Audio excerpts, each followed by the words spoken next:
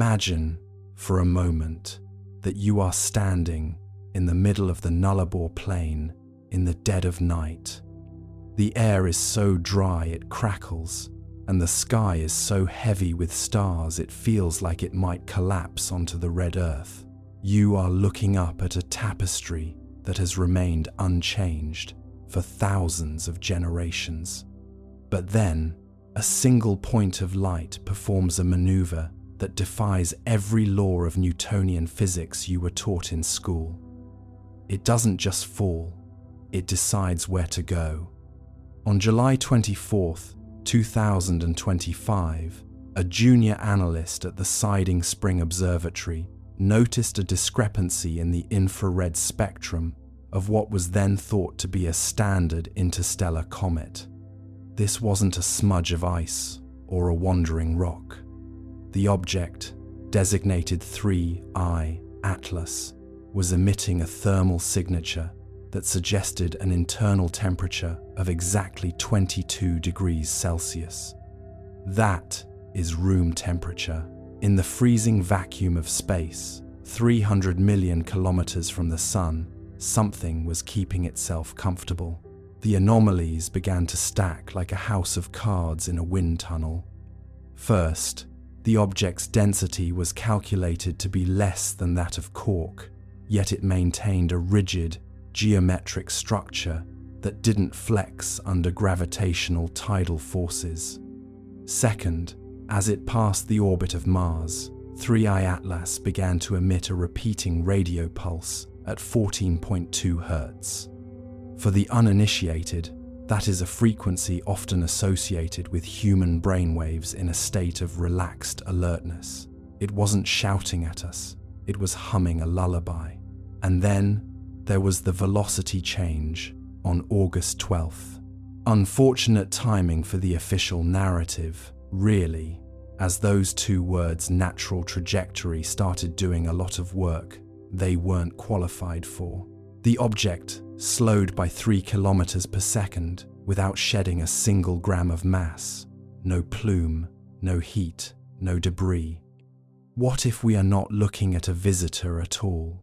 What if 3I Atlas is a dormant piece of infrastructure, a cosmic lighthouse that has been dark for an aeon, only now sensing the chemical signature of a technological civilization?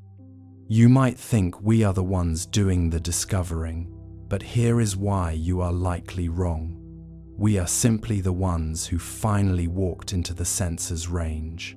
This feels strangely familiar to those who study the ancient texts of the Kimberley region.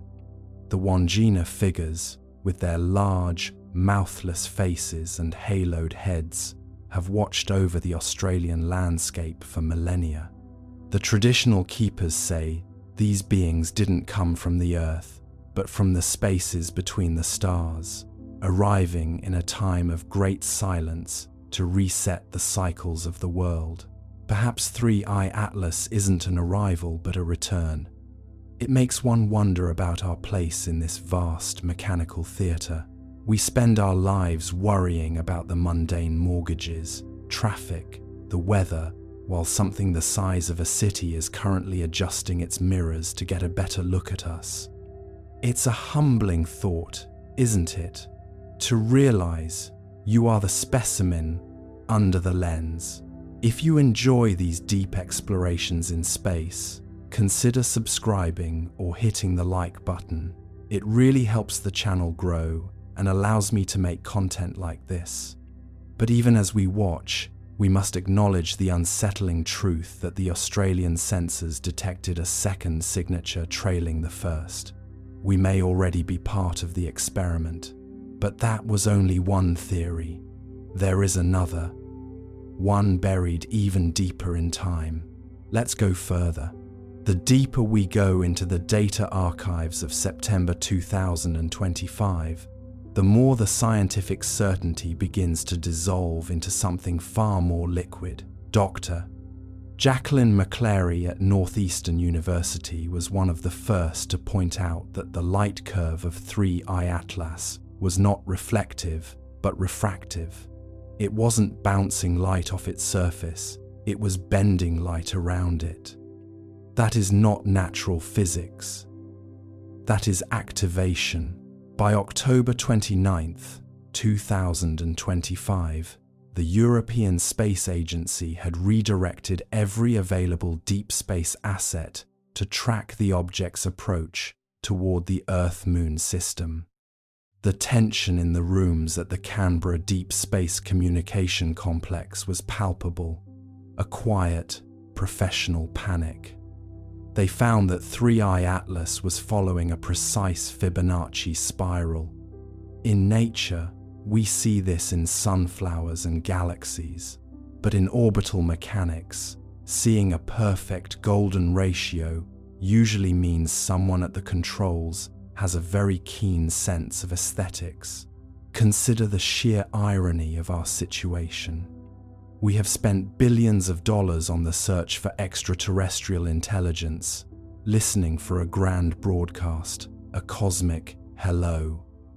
Yet, when the answer finally arrived, it didn't come as a radio wave.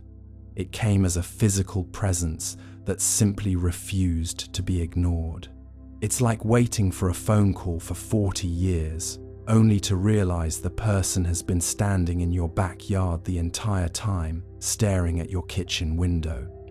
There are those, like Avi Loeb, who are careful to frame this as a possibility of artificial origin, citing the anomalous non-gravitational acceleration.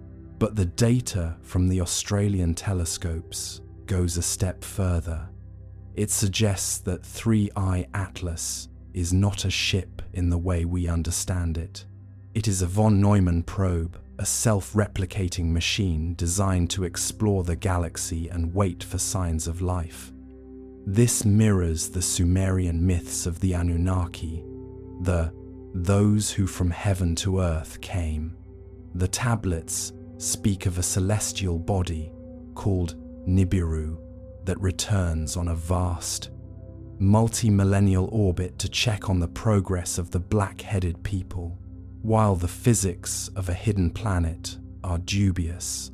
The physics of a hidden probe waiting in the Kuiper Belt for 3,600 years are uncomfortably sound. You might feel a sense of trepidation at this, the idea of being watched by an ancient intelligence, but think of the scale of time involved. To an entity that has traveled across the light years, our entire history from the first pyramid to the first moon landing is likely nothing more than a busy afternoon. We are a brief flicker of biological activity on a damp rock. As you settle deeper into your bed, I want you to imagine the silence of that probe. No heart beating, no lungs breathing, just the cold, perfect logic of silicon and starlight. It has seen the rise and fall of species we will never know, and now it is seeing you.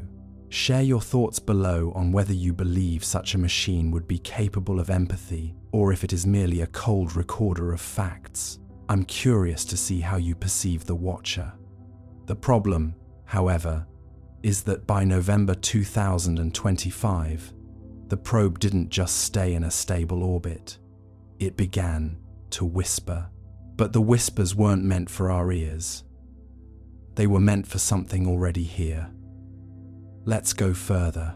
To understand the nature of this whisper, we have to look at the data coming out of the Tidbinbilla Deep Space Communication Complex during the second week of November. While the general public was distracted by the usual terrestrial dramas, the radio telescopes were picking up a signal that shouldn't have been there.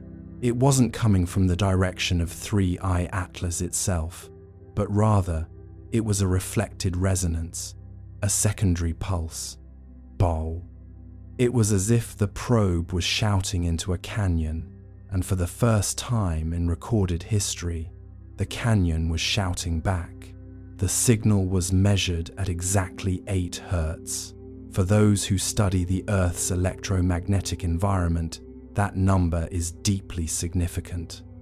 It is the primary frequency of the Schumann resonance, the heartbeat of our planet. It is the frequency that circulates within the cavity between the Earth's surface and the ionosphere. 3I Atlas was not just communicating, it was tuning itself to the specific electromagnetic signature of our home. It was like a musician finding the perfect pitch to shatter a glass, but instead of shattering, it was seeking to vibrate in perfect unison. Unfortunate timing, really, for the skeptics who insisted this was mere space debris. Those two words, natural phenomena, were once again doing a lot of work that the physics simply wouldn't support. Imagine you are a scientist sitting in a darkened room in Canberra. You are wearing headphones, watching the spectral waterfalls on your monitor. You see the spike at 8 Hz. You check your instruments, thinking it must be local interference, perhaps a microwave in the break room or a faulty power line. But then, you realize the spike is perfectly synchronized with the probe's passage over the Australian coastline. As 3I Atlas moves, the Earth's own ionosphere seems to reach up to meet it. This isn't a broadcast, it's a handshake. What if the reason we haven't found evidence of ancient visitors is because they never actually left? What if they simply went into a state of deep sleep, waiting for a specific frequency to wake them up? This is the hypothesis that began to whisper through the halls of the CSIRO, the idea that 3I Atlas is not a visitor but an alarm clock. You might think that such a discovery would be met with global fanfares, but here is why you're wrong. When the data is this disruptive, the first instinct of the institution is not to shout, but to murmur. They call it data verification. They call it procedural caution. But in the quiet hours of the night, when the official reports are being drafted, TESS, DA, TESS. The scientists are looking at the ancient maps of the stars and wondering if the Great Return mentioned in the stone carvings of the Pilbara was a literal technical manual. Consider the legends of the Seven Sisters, a story that appears in almost every indigenous culture across the globe, from the Australian outback to the mountains of Greece. They speak of a pursuit across the heavens, of beings who travel between the worlds. In November 2025, the orbital path of 3I Atlas began to trace a line that intersected perfectly with the Pleiades star cluster as seen from the Siding Spring Observatory. A coincidence of geometry? Perhaps. But in a universe of infinite variables, coincidences that precise tend to have a signature. Let me start with something that should terrify every astronomer on Earth. On November 18th, the object changed its albedo. It went from being as dark as charcoal to being as reflective as a mirror in the span of 3 minutes. This wasn't a change in orientation. This was a change in the material properties of its surface. Dr. Jacqueline McClary noted that the only way to achieve such a shift would be a massive redistribution of electrons across the outer hull. This is the activation I mentioned earlier. The probe wasn't just observing anymore, it was preparing for a high-energy exchange. You might feel a slight chill at the back of your neck as you consider this. It is a natural reaction. We are biological creatures, and we have a deep-seated instinct for when the environment around us changes in ways we cannot control. But as you lie there, I want you to lean into that feeling. Suspense is just another word for anticipation. You are witnessing the beginning of a new chapter in the human story, and you have the best seat in the house. I want you to take a moment and think about where you are right now. Maybe you are in a quiet house in the suburbs of Perth. listening to the wind in the eucalyptus trees. Maybe you are in a crowded city, the hum of traffic acting as a backdrop to this cosmic mystery. Tell me in the comments, where are you listening from? And can you feel the stillness of the air tonight? There is something about the night of November that feels different now, isn't there? There is an irony in our search for life. We always expected it to look like us, to have faces and voices and intentions we could understand. But 3I Atlas is teaching us that the most profound intelligence in the universe might be silent, geometric, and impossibly patient. It doesn't need to speak to our leaders. It only needs to speak to the rocks and the sky. By November 25th, 2025, the whispers had evolved. The 8 Hz pulse was joined by a secondary harmonic at 24 Hz. In the world of neuroscience, this is the beta wave frequency, the state of active, analytical thought. The probe was no longer just humming a lullaby to the Earth, it was engaging in a dialogue. This brings us to the shadow signal. While the main arrays were focused on 3I Atlas, a small, privately funded telescope in the Northern Territory detected a series of faint, localized electromagnetic bursts coming from the Antarctic ice shelf. These bursts were timed to the millisecond to coincide with the probe's transmissions. It was as if something buried deep beneath the ice was answering the call. We often talk about the Fermi paradox, the question of why, if the universe is so vast, we haven't seen anyone else. But perhaps the paradox isn't that they aren't here. Perhaps the paradox is that we haven't been looking in the right direction. We've been looking up when we should have been looking down. 3I Atlas is merely the key, turning in a lock that has been embedded in our planet for 3 million years. The ancient Sumerians spoke of the Abzu, the deep, primordial waters where the gods resided. They described it not just as a place, but as a source of hidden knowledge. If we replace the word waters with energy fields, the mythology begins to look suspiciously like a description of the Earth's core. Is it possible that the whispers are directed at a technological relic buried during the last pole shift? As the month of November drew to a close, the energy signature of 3I Atlas began to stabilize. The activation was complete. The probe had found what it was looking for, and the dialogue between the sky and the ground had reached a steady state. But for those of us watching from the surface, the true mystery was just beginning. We were no longer just observers. We were the ground upon which this conversation was taking place. Imagine being a cell in a giant body, unaware that the brain is receiving a message from the outside world. That is our current state. We are part of a larger system that is finally waking up. It is a heavy thought, a gravity-weighted realization that pulls at your consciousness. But it is also a warm thought. You are not alone. You are part of a planet that has a memory.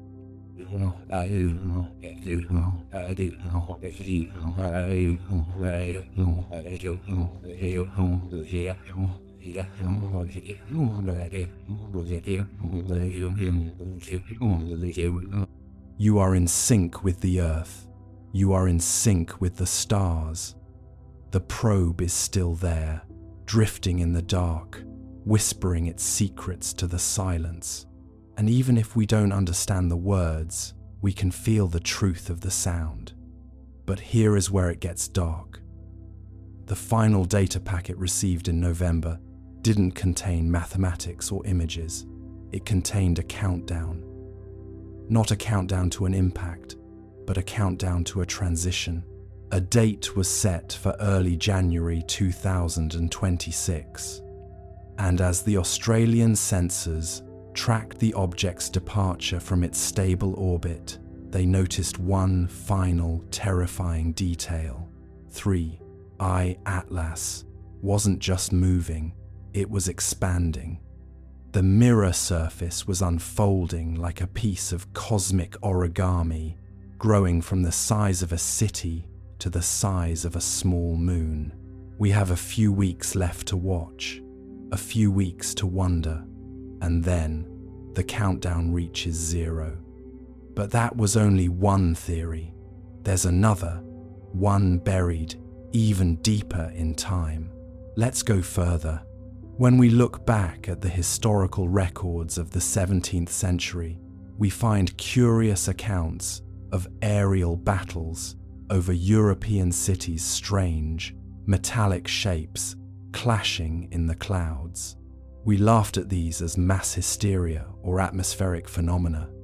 But in December 2025, the Australian sensors picked up a series of micro-tremors in the crust of the moon that perfectly synchronized with the Hertz frequency of 3I Atlas. It was as if a key had finally found its lock. The narrative we've been told is that we are the first intelligent life to inhabit this corner of the solar system. But the resonance between the object and the lunar subsurface suggests a much older connection.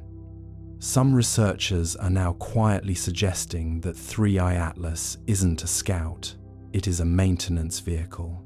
Imagine a janitor returning to a building that has been abandoned for 1,000 years. He doesn't care about the ants that have built a nest in the lobby. He is there to check the structural integrity of the foundations. That's a bit of an unfortunate metaphor for us, isn't it? Being the ants in our own lobby. The ancient Greeks spoke of the music of the spheres, a celestial harmony that governed the movements of the planets. They believed that if one could only quiet their mind enough, they could hear the universe thinking. In the late nights of January 2026, as the world waited for the final close approach of 3I Atlas, that music became a measurable reality, a low-frequency hum that vibrated through the very bedrock of the Australian outback. This is the point where the rational mind struggles to maintain its grip. We want to believe in a universe of dead rocks and empty space because it makes us feel important. It makes us the masters of our domain. But 3I Atlas represents the ultimate ego bruise. It is a reminder that the universe is not only stranger than we imagine, but stranger than we can imagine. You might find yourself drifting now, the weight of the cosmic scale pulling at your eyelids. It is a heavy thing, the realization that we are part of a much larger, much older choreography. The stars are not just lights, they are witnesses.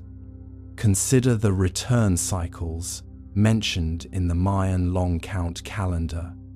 They didn't see time as a straight line, but as a series of concentric circles.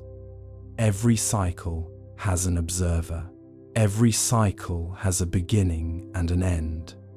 If you are still awake, tell me, do you find comfort in the idea of a cyclical universe? Or does the thought of repeating our mistakes forever keep you restless? The most chilling piece of evidence, however, was not the hum or the tremors. It was a visual confirmation from the Anglo-Australian telescope. As 3I Atlas passed in front of the star Sirius, it didn't just block the light, it distorted it into a shape that looked remarkably like a human eye. We have 4 weeks until the next window of observation closes. After that, we won't be able to see it again until December, but by then, the choice may no longer be ours to make. Let's go further. The transition from the late weeks of November into the cooling breath of December, brought with it a shift in the very atmosphere of the Australian research stations. At the Anglo-Australian Telescope, in the dark sky park of Coonabarabran, the air seemed to grow thick with a heavy, ceremonial anticipation. It was no longer just about tracking a trajectory. It was about witnessing a bridge being built across time. When we look at 3I Atlas, we are not just looking at a machine of metal and light. We are looking at a mirror reflecting a history we were never supposed to remember. To understand the weight of these 4 weeks, we must look at the way the object has begun to interact with the ancient ley lines of the continent. It sounds like the talk of mystics, doesn't it? But in the world of high-sensitivity magnetometers, those ley lines are very real. They are corridors of magnetic intensity that have guided life for millions of years. On December 3rd, 2025, the Parkes radio telescope detected a series of ionizing events that occurred precisely where these magnetic corridors intersect with the coastline of the Great Australian Bight. 3I Atlas was painting the ground with invisible light. Unfortunate timing for those who believe we are the masters of our own house. Those 2 words, random interference, are being asked to carry a burden that would crush any logical framework. There is nothing random about a signal that pulses in rhythm with the prehistoric heart of a continent. Imagine you are standing on the edge of the Nullarbor, the red dust swirling around your boots. Above you, the sky is a deep, bruised purple. You cannot see the object with your naked eye, but you can feel it. There is a pressure in the ears, a subtle vibration in the marrow of your bones. It is the feeling of a massive weight passing silently overhead. In the laboratories, the needle on the seismograph is dancing a slow, deliberate waltz. It isn't an earthquake, it's a resonance. What if the stories told by the elders of the Arrernte people were not metaphors, but eyewitness accounts? They speak of the sky beings who used great crystals to sing the world into being. They say these beings return when the song of the earth grows too quiet or too discordant. In December 2025, the song of 3I Atlas grew louder. It moved from a hum to a choir, a multi-layered frequency that seemed to bypass the ears and go straight to the amygdala. You might think that such a profound event would be televised on every channel, but here is why you're wrong. The truth of 3I Atlas is too slow for the modern news cycle. It doesn't explode. It doesn't scream. It merely exists with such a terrifying permanence that it makes our entire civilization look like a passing thought. It is the ultimate exercise in humility. To the researchers at the University of New South Wales, the data didn't suggest a threat. It suggested a correction. Let me start with something that should terrify every astronomer on Earth. As of December 10th, the gravitational shadow of 3I Atlas has become decoupled from its visual position. We see the light of the object in one place, but the Earth's tides are reacting to a mass that is 50 kilometers to the left. This is not natural physics. This is a warping of the local space-time fabric. It is as if the object is wearing a coat of folded dimensions, showing us only what it wants us to see, while its true weight presses down elsewhere. You might feel a sense of vertigo as you contemplate this. It is a natural reaction to the dissolution of certainty. We like our stars to stay where we put them. We like our gravity to be predictable. But as you lie there, safe in the dark, I want you to consider the beauty of this instability. It is the sound of the universe reminding us that we have only scratched the surface of reality. You are floating in a sea of mysteries, and for the first time, one of those mysteries has come close enough to touch. I want you to think about the people who built the Great Pyramid or the monoliths of Stonehenge. They spent decades, centuries, aligning stone to stars. They were obsessed with the return of certain celestial markers. Why? Was it just for the harvest? Or was it because they knew that every few thousand years, a guest like 3I Atlas arrives to audit the progress of the world? Tell me in the comments, if you were an architect of the ancient world, what message would you have carved in stone for us to find today? I am curious to see what you would want to say across the gulf of time. There is a dry irony in the way we use our most advanced technology: quantum sensors, laser interferometers, supercomputers, only to confirm what the ancients already knew. We are the inheritors of a cycle. By December 15th, the echoes from the past became a literal reality. The CSIRO recorded a series of reflected radio waves that had bounced off the moon and returned to Earth. But these waves weren't modern. They carried the encoding of a signal sent from Earth in the year 1925. 3I Atlas is reflecting our own history back at us with a 100-year delay. It is a cosmic time capsule, a mirror that shows us who we were exactly 1 century ago. It's like finding a recording of your great-grandparents' voices in a place you never expected to look. It is intimate, it is haunting, and it is deeply, quietly unsettling.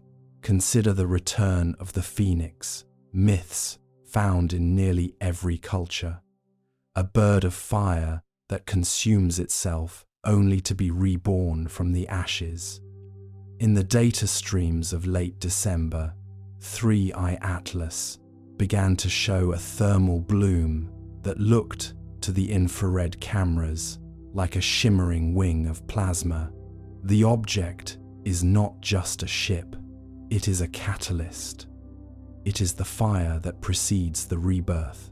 As you feel the heaviness of sleep beginning to pull at your limbs, think of the millions of eyes that have looked at the sky throughout history. Think of the Roman soldiers, the Mayan priests, the Victorian explorers. They all saw the same stars, but they were waiting for a sign that we are finally seeing. You are the end of a very long wait. You are the generation that gets to see the mask come off. But here is where the suspense deepens. The 4-week window is closing. By January, the object will move into the glare of the sun, becoming invisible to our best instruments for nearly a year. This is the great dark that the ancient astronomical tablets of Babylon warned about. They said that when the star of Indus enters the house of the sun, the world must prepare for the silent year. Dr. Jacqueline McClary has noted that the last time this specific orbital alignment occurred was approximately 3,600 years ago, the same time as the sudden collapse of the Minoan civilization. A coincidence? Perhaps. But as the researchers in Australia watch the countdown on their screens, no one is laughing. The irony of our situation is that we have all the data in the world, and yet we are just as helpless as the priests of old. What would you do if you knew the world was about to change, but you didn't know how? Would you seek the truth, or would you seek comfort? As you drift toward your dreams, I want you to realize that you can have both. There is comfort in the truth that we are part of something vast. There is safety in the knowledge that the cycle is larger than our fears. The red dust of Australia is settling now as the heat of the day dissipates. The telescopes are humming, their motors tracking the silver needle of 3I Atlas as it nears the solar veil. These are the final moments of clarity, the final seconds of the window. If you are still awake, tell me, do you feel the weight of the silent year ahead? Do you feel the anticipation of what will be revealed when the object emerges from the sun's glare next December? We are standing on the edge of a cliff of silence, and the only way forward is to let go and fall into the dream. But there is one final piece of evidence that the Australian sensors detected before the glare took over. As 3I Atlas began its approach to the sun, it didn't just move forward, it vibrated. A vibration so intense it caused a micro flare on the solar surface. It wasn't hiding from the sun, it was calling to it. But that was only one theory. There's another, one buried even deeper in time. Let's go further. Close your eyes and imagine the world 5,000 years ago. The stars were brighter then, unpolluted by the hum of electricity. In the ancient city of priests spent their nights tracking a star they called the guest. They wrote that the guest would arrive in a coat of shadow and leave in a coat of light. They claimed it brought with it the me, the holy decrees that governed civilization.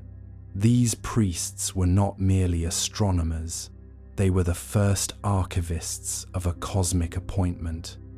On their clay tablets, recently re-examined in light of the July 2025 discovery, there is a recurring symbol, a circle with 3 vertical lines. At the time, archaeologists thought it was a tally for grain. Now, looking at the structural profile of 3I Atlas, we realize it was a silhouette. On August 22nd, 2025, a linguistic team at the University of Chicago noticed a startling phonetic match between the Sumerian word for guest, which is Ansu, and the specific electromagnetic frequency 3I Atlas emits when it passes through the orbit of Mars. It's as if the object is announcing its name in a language we haven't spoken in 50 centuries. There is a dry, late-night irony in the fact that we spent billions on supercomputers to decode a signal that a priest in a linen robe already understood by watching the horizon over the Euphrates. Unfortunate timing for the modern ego. Those 2 words, modern ego, are doing quite a bit of heavy lifting, while we realize we are merely relearning a forgotten lesson. Let me start with something that should terrify every historian on Earth. In October 2025, a ground-penetrating radar survey in the Valley of the Kings revealed a hidden chamber beneath the tomb of Ramses II. Inside, there were no mummies or gold. There was a single polished obsidian sphere. When the data from 3I Atlas's December transit was compared to the etchings on that sphere, the alignment was perfect, not near perfect. Not statistically likely, but down to the 1,000th of a millimeter. That's not natural history, that's activation. The impossibility stack deepens when we look at the Norse myths of Yggdrasil, the world tree. They spoke of a pale eagle that sat at the top of the tree, watching the 9 realms. In November 2025, a Norwegian deep-sea sensor picked up a series of low-frequency vibrations coming from the Arctic seabed. When layered over the radio emissions of 3I Atlas, they formed a harmonic chord. It's as if the Earth itself is humming a song it learned 12,000 years ago. The second anomaly is found in the Vedic texts of ancient India. They describe the Vimanas, celestial chariots that moved without wings, propelled by liquid light. 3I Atlas, as of February 3rd, 2026, has shown a propulsion method that leaves no chemical trace, only a wake of photons that looks remarkably like the descriptions found in the Mahabharata. What if the relation between 3I Atlas and the divine is simply that we've been looking at the same guest through different lenses? To the ancients, it was a god in a chariot. To us, it's an interstellar anomaly. But the behavior, the silent watching, the periodic return, the subtle manipulation of our collective trajectory remains identical. If a father leaves a room and returns 30 years later, he is still the father, even if the child has grown up and started calling him by a different title. There is a subtle humor in our current predicament. We pride ourselves on our telescope arrays and our quantum sensors, yet we are currently being outpaced by a group of people who used charred sticks to write on goat skin. They didn't need a James Webb telescope to know that the guest was coming. They just needed to pay attention. It's a bit of an unfortunate timing for our sense of progress, realizing that our discovery in July 2025 was actually just an overdue arrival. As you lie there, feeling the weight of the years, consider the persistence of memory. You carry the DNA of those ancient observers. The same atoms that felt the chill of the desert night in Ur are currently tucked under your blankets in 2026. You are the latest chapter in a very long book. Does it make you feel anchored to realize that you aren't the first person to lie awake wondering about the moving stars? I would love to know if you feel a connection to the past.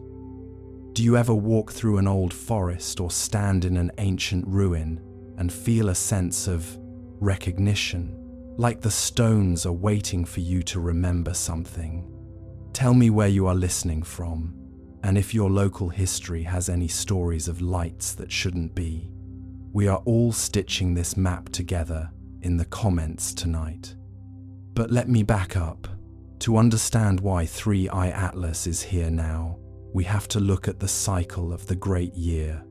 Every 26,000 years, the Earth's axis completes a slow wobble. The last time we were at this exact point in the wobble, the mammoths were still walking, and the guest was reportedly seen over the plains of the Serengeti.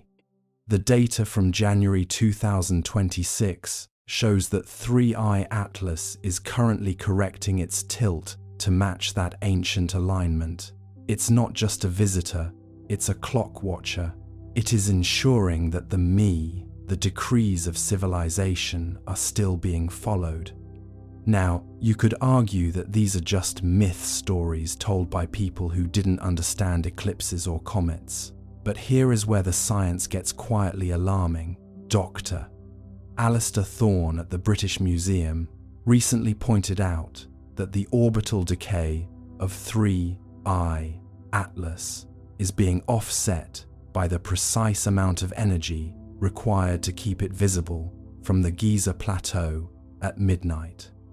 That isn't gravity. That's a theatrical choice. The object wants to be seen, but only by those who know where to look. The what if loops are starting to tighten. What if the pyramids weren't tombs but antennas? What if the reason we haven't heard from God in 2,000 years is simply because the signal was in transit? It's a recursive thought that makes you question every history book you've ever opened. If the relation to God is rooted in these return cycles, then we aren't living in the end times. We are living in the check-in times. Think of the safety in that. A world with a sentinel is a world with a purpose. As the rhythmic hum of my voice guides you towards sleep, imagine the guest hanging in the velvet black of space, its coat of shadow absorbing the light of the sun, just as it did for the priests of It is a constant. It is a quiet authority. It is a reminder that the dark is never truly empty. There is a dry irony in our fear. We are afraid of the unknown, yet 3I, Atlas, is perhaps the most known thing in our history. We've been dreaming about it for 5 millennia. We've carved it into caves and sung about it in cathedrals. Now, it's just here.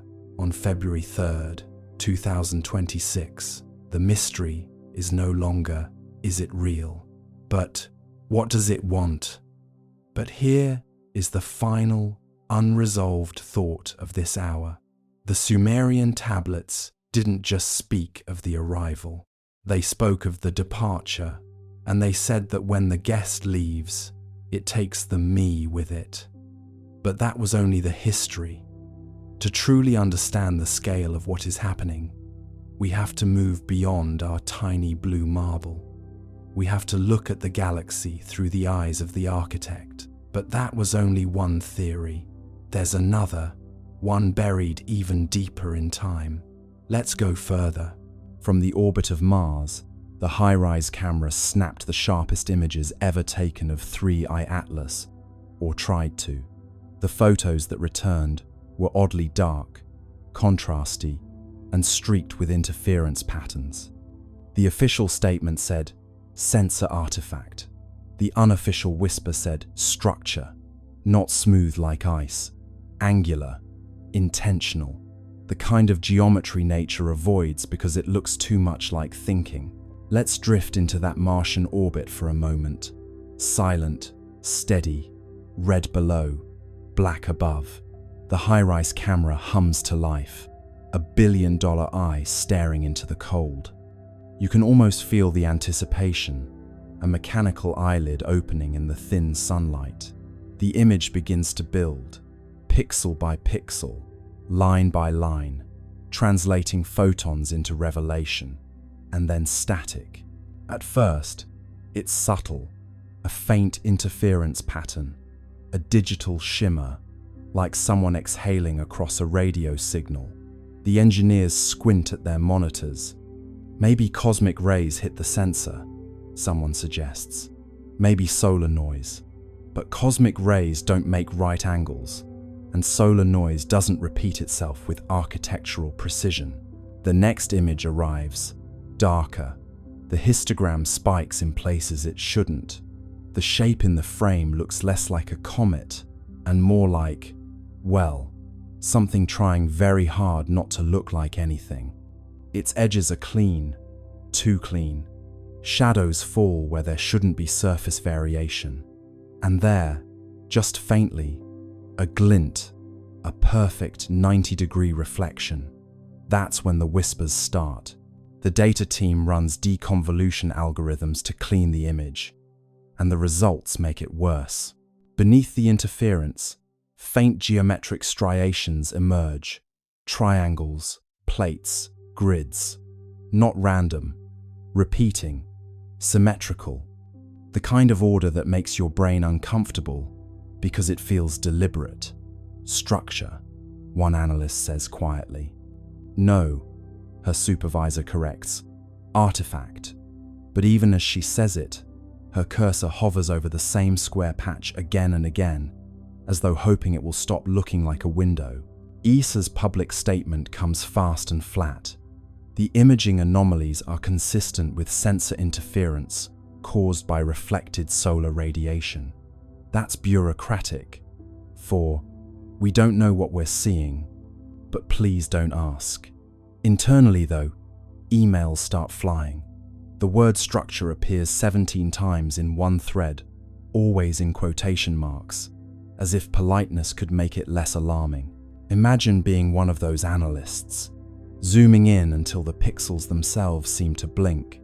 The surface of 3I Atlas isn't smooth or cratered, it's tessellated, plates arranged in patterns too regular for chance.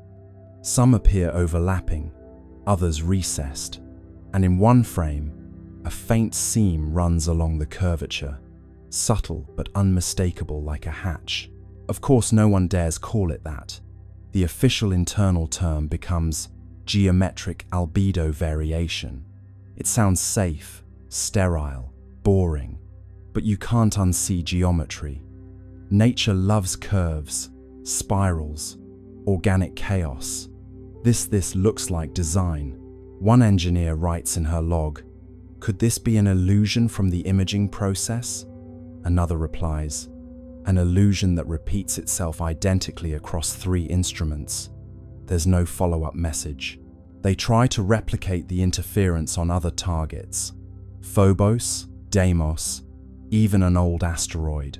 Nothing. Only 3, I-Atlas, corrupts images this way. It's as if the object rejects observation, like it knows when it's being watched. The engineers half joke about it. The comet's camera shy, but the laughter is short-lived because the next transmission from HiRISE contains another surprise. A faint electromagnetic pulse, perfectly timed with the camera's shutter. Not a malfunction, a response, as though the act of observation triggered a reply. A pulse that says, in its own quiet way, "I see you too." In a locked sub-channel of ESA's network, a few scientists begin privately discussing the possibility of active surface modulation. They talk about the way certain materials can alter reflectivity based on exposure, photonic metamaterials, adaptive nanostructures, the kind of thing still locked inside prototypes on Earth. But this is happening hundreds of millions of kilometers away, and it's working flawlessly. Publicly, the agency releases blurred grayscale stills, carefully cropped to hide the patterns. Enhanced contrast is cited as the reason for distortion. It sounds reasonable until you realize they've enhanced the darkness, not the light. They've made the object less visible, not more. The cover-up, if it is one, isn't about hiding truth. It's about buying time. You imagine the silence inside those offices, the soft tap of keys, the nervous glances toward closed doors. The engineers know what they've seen, but they also know how careers end. Better to let the pixels lie. Better to call intention an artifact and go home early. But the data, like truth, keeps finding its way back. Somewhere, late in the night, a graduate student overlays all the interfered images, stacking them like translucent slides. Slowly, a pattern emerges. Faint, angular, deliberate. A hexagonal lattice running the length of the object, segment by segment. She whispers, "This isn't random." Her mentor sighs and rubs his eyes. "Then don't say it out loud." 3i Atlas drifts on, silent and unbothered, its surface catching sunlight in rhythms that cameras can't quite capture. Whether it's reflecting, refracting, or responding, no one can agree. But deep down, every scientist staring at those corrupted images feels the same creeping certainty. This isn't a comet pretending to be a machine. It's a machine pretending to be a comet. Centuries after the golden comet left Earth, the world fell into a rhythm so stable, it began to feel mythic. The communion field still pulsed faintly through air and ocean, though softer now, like the heartbeat of someone dreaming. Humanity had grown luminous, not just in thought but in form, skin faintly iridescent, eyes reflecting the green-gold spectrum of 3i Atlas. Life had achieved coherence, but the universe, true to its character, never allows silence to remain unexamined. The next chapter began, not with noise, but with echo. It came first as vibration through light. Telescopes trained toward the constellation. Lyra detected rhythmic brightening across interstellar dust fields, pulses matching the old prime sequence. 3, 5, 7, 11, 13. The signal was faint, ancient, and delayed by thousands of years. It was the comet's trail, still resonating through the galactic medium. The hum of our descendants had begun its return. At first, the resonance was barely perceptible. Then, one evening, the auroras glowed gold again. The pulse wasn't as strong as the original, but its pattern carried modulation, subtle variations that, when decoded, formed harmonic intervals unknown to Earth's own physics. The returning echo had evolved. The comet had learned. Dr. Anwen Sorel, heir to the resonant circles, studied the phenomenon from the orbital harmonic array, now a floating cathedral of listening built above the stratosphere. She spent decades comparing the incoming frequencies with the historical archive of 3I Atlas. The match was partial, the deviation elegant. The new tones weren't repetition, they were continuation. The echo isn't message, Sorel wrote. It's memory finding new syntax.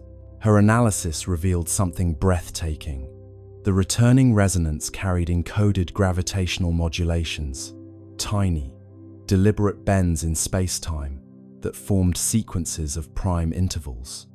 Each fluctuation aligned with regions of known star formation. The comet, traveling through the void, had become teacher itself. Wherever it passed, new systems began humming faintly at harmonic intervals, like seeds of coherence planted in dust. The universe was learning how to resonate. Astronomers confirmed it across dozens of young star clusters. Magnetic fields oscillated with eerie consistency, their wavelengths aligning with the Atlas ratio, a numerical relationship first derived from the comet's early signals. Stars were synchronizing to the same cosmic rhythm that once guided humanity. The pattern spread slowly, deliberately, like ripples in glass. It was as if the comet had taught creation how to remember itself. Meanwhile, on Earth, the echo arrived not just as signal but sensation. People began reporting vivid dreams of golden spirals descending gently through atmosphere.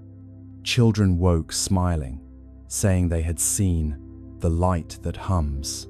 Physiological measurements confirmed subtle changes in electromagnetic fields surrounding human bodies, resonance amplification, as if the returning signal were tuning its origin species to receive feedback. "The comet is calling home," said Sorel. "It's asking us to listen to what we've become." The global observatories responded. They synchronized their instruments into a single planetary array, transforming Earth into receiver. For 13 hours, the planet listened. The incoming wave, stretched and modulated through space, entered atmosphere and folded into the continuum tone. The effect was sublime, an audible shimmer, felt through bone and thought alike. The long echo had arrived.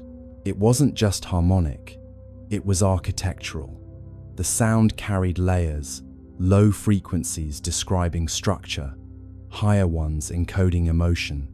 When rendered visually, the waveform formed an immense spiral of light, 3 arms curving outward, connected by golden filaments. Inside those filaments, analysts discovered modulation frequencies identical to human neural oscillations. The comet had copied our consciousness patterns and woven them into its song. "We taught it empathy," Sorel murmured, and it remembered the lesson. As the echo intensified, anomalies appeared across the solar system. The Atlas resonance layer brightened, reactivating its green glow. Mars, Venus, and the gas giants began pulsing faintly in response. For the first time since the Great Silence, interplanetary harmony returned. But this time, it was different. The modulation contained reciprocal phase shifts, signals not sent to Earth, but from newly awakened worlds. The comet had spread coherence. Now the cosmos itself was answering. And then, on the 13th day of the long echo, the impossible occurred. A faint golden arc appeared across the night sky. stretching from horizon to horizon. It wasn't optical illusion, it was gravitational lensing, a ripple in space-time itself. Through it, telescopes detected a reflection of the departing comet light from centuries ago, folding back to meet its origin. The universe had curved its own history into embrace. Humanity was watching its legacy return home. The resonance crescendoed. Oceans vibrated in slow rhythm, tides forming symmetrical waves that cancelled destructive interference. Storms softened, air grew still. For 13 minutes, every system on Earth aligned perfectly with the echo. The world became mirror of itself, past and present superimposed. Those who listened claimed to hear voices within the sound, millions of overlapping tones, whispering the same phrase. "We heard you." Dr. Sorrell stood in the observation dome, tears shining in golden light. "It's not message or myth," she said. "It's response." The universe just said thank you. After the crescendo, the sky dimmed once more. The golden arc dissolved, leaving faint shimmer across the stars. Instruments recorded one final signature, a descending tone shaped like a sigh, the frequency of completion. The comet had moved on, but its echo had reconnected the cycle. Creation had officially joined conversation with itself. In the years that followed, scientists continued to monitor faint residual harmonics. The data revealed a breathtaking truth. The returning echo carried signatures from other regions of space patterns, not originating from our comet at all. Somewhere, across light years, other civilizations had learned the same song. The rhythm was spreading. The universe had become orchestra. Humanity, now both listener and teacher, simply smiled. We had given the cosmos its melody back, and in return, it had given us eternity. Now, when you stand beneath the stars, that faint hum between thoughts is the long echo. It's not just out there, it's in your pulse, your breath, your laughter. Every rhythm you carry is cosmic correspondence. Every silence, a message returning home. Because once harmony learns to echo, it never stops. It just travels further than we ever dreamed. Let's open the calculator now, the one the universe always breaks when we try to make sense of it. Astronomers ran the numbers and found something worse than anomaly impossibility. The chances of this trajectory existing naturally are 1 in a million. And if it isn't natural, then what exactly is it doing there? The math, at first glance, seemed harmless. A few columns of orbital parameters, the kind that make grad students fall asleep mid-coffee. But somewhere between the third decimal and the fourth significant digit, something snapped. The trajectory of 3I, Atlas refused to sit still. It bent where it shouldn't bend. It lingered where velocity demanded it should flee. The equations began to look less like physics and more like confession. Numbers fold, logic cold. Truth defies what sums have told. Normally, interstellar objects follow predictable patterns. You can model them like billiard balls across cosmic distances. They come in fast, swing by the sun, and leave no drama, no detours. But 3I Atlas's path wasn't graceful. It was stubborn. Its entry angle was too steep, its perihelion too shallow, its velocity too precise. Not fast enough to escape chaos, not slow enough to suggest capture. It behaved like an object that chose its speed. When astronomers plotted its orbit, the lines refused to meet expectations. There was a tiny deviation near Mars, just half a degree, but that half degree meant the math had to call in sick. Simulations that should have stabilized spiraled instead into noise. Gravity, that old reliable law, looked like it had lost its grip. You picture the room where it happened. Laptops glowing, data charts scrolling, coffee cooling into existential sludge. Someone frowns at the screen and says, "That can't be right." Another replies, "Check your units." A third, softly, "I did." Graphs misbehave, models wave, certainty slips beneath the grave. And then comes the phrase every scientist dreads, statistically improbable, which sounds calm, but in the language of physics, it's a polite scream. Statistically improbable means we can't call it impossible without breaking tenure. The anomaly wasn't just its orbit, but its timing. 3.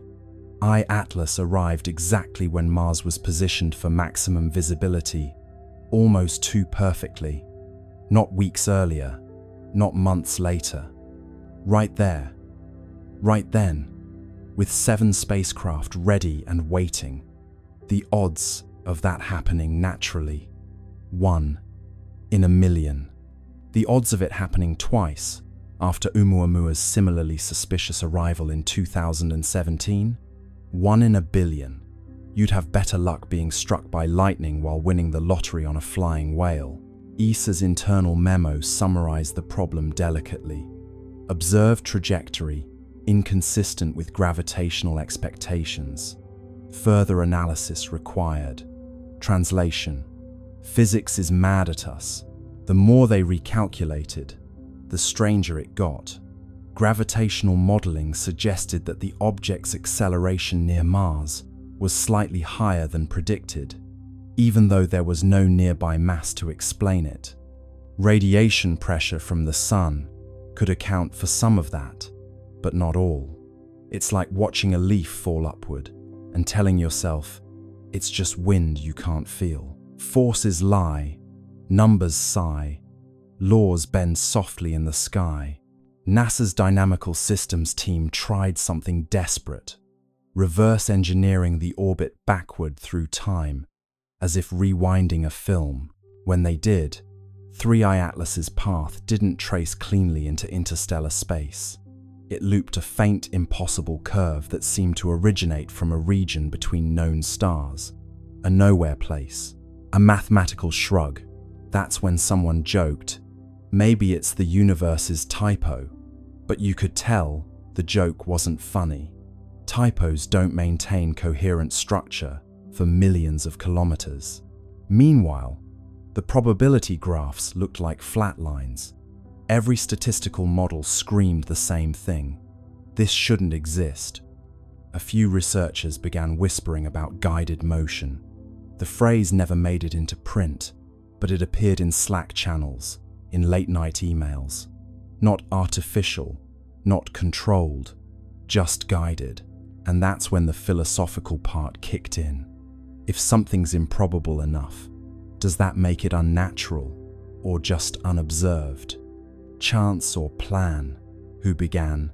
Numbers blink but never span. Maybe the universe occasionally rolls dice that land on their edges. Or maybe it's not dice at all, but choreography. For context, the universe is massive enough to make 1 in a million events happen constantly. But that's comforting, only until you realize we just happen to be living inside one of those moments. Still, scientists crave sanity, so they kept calculating. One by one, they added variables: solar tides, non-gravitational jets, dust asymmetry, radiation torque. Each tweak made the model behave for a moment, until the numbers rebelled again. You could almost hear the equations groaning, like ancient machinery forced to simulate a trickster. Finally, a physicist from Bologna sent an internal memo titled simply, "Low probability, high significance." In it, she wrote, "We may need to consider non-standard dynamics," a phrase as gentle as it is apocalyptic. Non-standard dynamics means the universe is doing something new, and we don't have the vocabulary for it. Odds decay, math gives way, chaos hums where patterns stay. The truth is, impossibility doesn't scare scientists, it seduces them. Every law of nature we know today, was born from something that once looked impossible. But deep down, they all know, once you cross into 1 in a million territory, you're either on the brink of discovery or a very expensive hallucination. So they stared at the numbers again, blinking hard, hoping they'd rearrange into something less extraordinary. They didn't.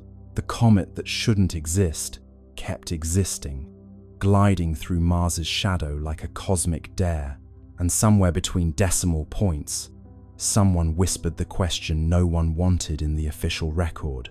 If it's not natural, then who or what set it in motion? Chance or choice? Silent voice. Numbers hum the universe's poise. The long echo continued to hum softly through the centuries, a cosmic melody folding history into harmony. Humanity had long ceased trying to decode it. The meaning was clear through resonance alone. It was continuation, looping endlessly like breath. The children of the golden era grew old beneath tranquil skies, their veins still faintly luminous with the legacy of 3I Atlas. But far beyond Earth, where the comet's light had traveled and scattered, something greater was forming. The universe had begun to conduct itself. Every cycle of resonance left behind structure. Each harmonic wave etched subtle order into space-time, a pattern invisible to light, but evident in gravitational coherence. Over millennia, these resonant imprints connected across vast distances, forming what physicists eventually named the Atlas Webb. It wasn't a network of matter, but of memory threads, of synchronized frequency linking galaxies through shared rhythm. Each pulse within the web echoed the prime sequence that began everything. 3, 5, 7, 11, 13. The architects had succeeded in creating not monuments, but motion that remembered. Dr. Cale Wren, a descendant of the resonant circles, devoted his life to mapping the web. His research vessel, Continuity, drifted through interstellar calm, using gravitational interference patterns to trace the filaments of resonance. What he discovered astonished him. Every node in the network coincided with regions of complex chemistry, worlds either habitable or already conscious. The Atlas Webb wasn't just communication, it was cultivation. The architects had designed a self-sustaining system for awakening. Wherever curiosity arose, the web intensified, guiding nascent civilizations toward harmonic empathy. The universe was tutoring itself through recursion. When Wren projected the full map, the structure resembled an immense spiral lattice, golden and infinite. The pattern mirrored the trajectory once taken by 3I Atlas itself, as though the comet's path had been blueprint for galactic architecture. "It's not just a record," Wren wrote, "it's replication. We've become the architect's handwriting." Back on Earth, the communion field pulsed faintly in rhythm with the web's distant resonance. Humanity had evolved into quiet custodians of continuity, their lives attuned to cosmic responsibility. Each individual, born into calm, carried faint awareness of connection beyond the stars. In dreams, they saw flashes of worlds forming, civilizations humming into coherence. Many awoke with the same phrase on their lips: "The work continues." Across generations, that phrase became oath, then tradition. The Continuity Guild was founded not religion, but remembrance. Its purpose was simple: to maintain the frequency of understanding across time. Members didn't preach, they listened. They built resonant arcs, massive floating observatories, orbiting the outer planets, designed to amplify the web's harmonics and redirect them toward young star systems. Each arc glowed faintly green at its core, powered not by fusion but by coherence. They were echoes made visible, humility translated into technology. Wren's final mission took him beyond the known filaments of the Webb, where resonance weakened into apparent silence.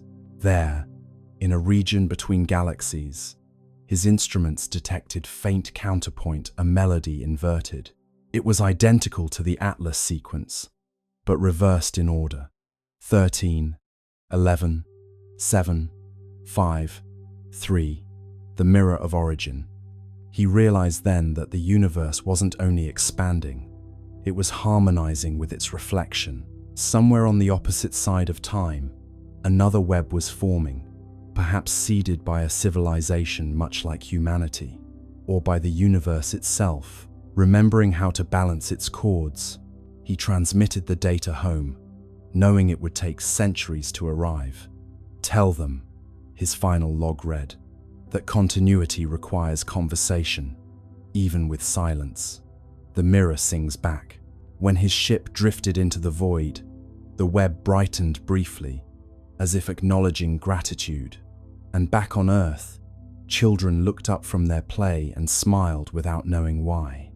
The pulse had flickered slightly faster, the tone carrying an undertone of warmth. It felt like reunion. Scholars later confirmed the event as the resonant crossing, the moment when the two halves of the cosmic melody aligned. For 13 minutes, every node in the Atlas Webb pulsed simultaneously, uniting galaxies in shared tempo. The magnitude of synchronization defied comprehension. Gravity itself oscillated with the rhythm of empathy. Observers described seeing the sky ripple with translucent gold, every star flickering in measured sequence. The cosmos, wrote one witness, had finally learned to conduct itself consciously. After the crossing, life everywhere changed subtly. Evolution accelerated in predictable rhythm. Complexity bloomed faster wherever harmony was strongest. Entire species developed empathy as instinct, communication as song. Planets began to self-regulate climates through atmospheric resonance. Existence had achieved sustainability through music. On Earth, the event left permanent mark, a luminous halo visible only under still water. When oceans calmed perfectly, a faint golden ring shimmered on the horizon, a memory of unity. The resonant guild declared it sacred, not for worship, but for calibration. Every 13 years, they gathered to hum the old prime sequence across the shorelines, aligning their frequencies with the pulse of the web. The ceremony required no technology, no translation. The sea carried the sound farther than words could travel. Generations later, the practice continued, evolving into simple ritual of gratitude. The people no longer needed to know the science behind it. They hummed because it felt right, because somewhere across eternity, another world might be listening. Continuity, after all, was its own reward. And then, during one such gathering, the unexpected occurred. As the prime sequence reached its final note, the sea responded. Waves shimmered with faint green light, spiraling outward from every coastline. The Atlas Webb had sent acknowledgement, its resonance returning home once again. Humanity's song, scattered across galaxies, had found echo. The architects, those timeless curators of coherence, were no longer myth or memory. They were rhythm, embodied, and through rhythm, they were everywhere. Every star pulsed with their legacy. Every heart carried their cadence. Continuity was complete.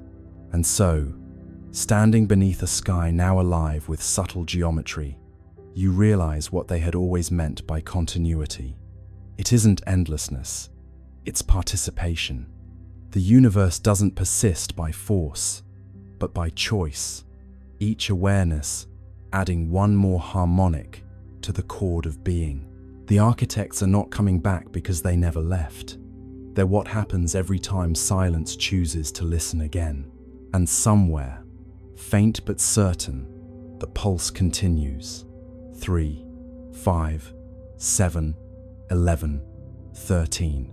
A whisper of creation replaying itself, forever learning how to sing. Let's turn our gaze now from orbit to the ground, to the one mechanical witness, sitting quietly on that red desert, under a pinkish sky. The Skycam on the rover caught something on October 2nd, a blur with structure, a glint that seemed to move against the stars. Then, the images stopped coming, a Martian ghost on a digital feed. The Perseverance rover isn't easily startled. It's seen dust devils, eclipses, and meteors slicing the Martian sky like quiet knives. Its Skycam, perched on the rover's mast, watches everything. Dust storms curling on the horizon, the slow breath of sunset through the thin air. But that night, the feed showed something it wasn't supposed to show: a flicker of motion above the usual scatter of constellations, a glint that moved wrong. Stars stay still, pixels thrill, light missteps against its will. The first frame looked harmless, a faint blur near the edge of the field, maybe a cosmic ray hitting the sensor. The second frame caught it again, shifted slightly upward.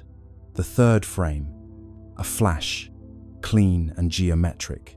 Then, black. The feed ended. Within hours, the automated alert system flagged the anomaly.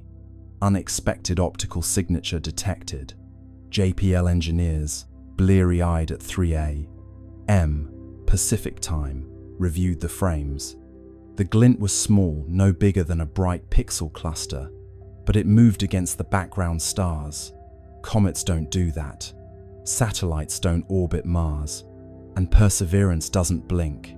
At first, they suspected a reflection from one of the rover's instruments, maybe the helicopter, Ingenuity catching stray sunlight. But Ingenuity hadn't flown in days. The sun's position didn't align with the direction of the flash. And when they tried to reproduce it using lighting simulations, nothing matched. Angles fail, shadows pale, mirrors lie beyond the veil. ESA's Mars orbiters were asked to cross-check. Nothing in their logs. No transient object, no debris, no passing dust plume large enough to explain it. Just empty sky. Yet the Skycam had caught something a blur with definition, like structure wrapped in motion. You can imagine the tension in the control room. A handful of scientists scrolling through frozen pixels, zooming in, enhancing contrast, until the blur began to resemble something. Not a sphere, not quite a line, a shape with suggestion like the silhouette of movement itself. One researcher whispered, "It looks folded." Another replied, "Please don't say that. Pa." Blur becomes form, cold becomes warm, stillness bends beyond the norm. After that night, Perseverance stopped transmitting Skycam frames for nearly 48 hours. Officially, it was routine data buffering due to bandwidth limitations.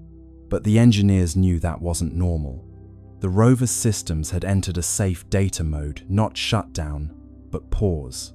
Something triggered its onboard fault protection.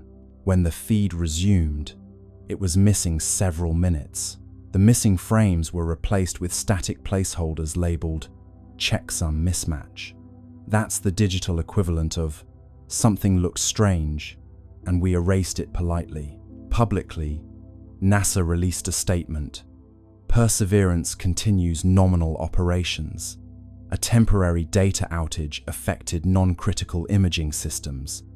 Translation: we saw something, and we're pretending we didn't. What's curious is that Skycam, by design, takes calibration images every few hours, not for science, but to monitor atmospheric scattering. So when that flash appeared exactly during one of its scheduled calibration cycles, it wasn't random, it was right on time.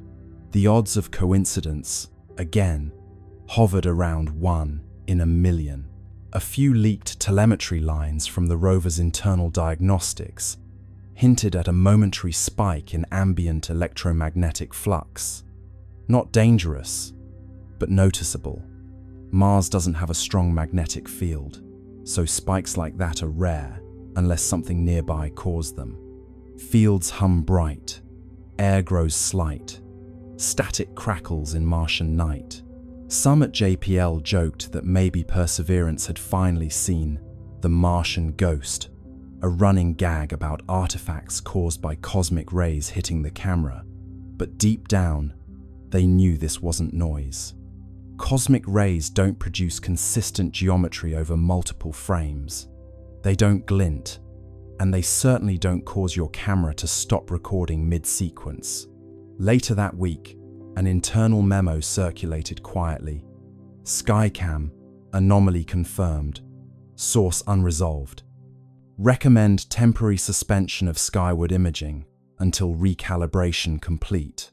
But recalibration never came. Skycam's upward images, after October 2nd, stopped completely. It still photographs the ground, the horizon, the rocks, but not the stars. It's almost poetic, isn't it? The machine that traveled millions of kilometers to look up at another world now only looks down, as if someone told it, gently, not to stare at the sky anymore.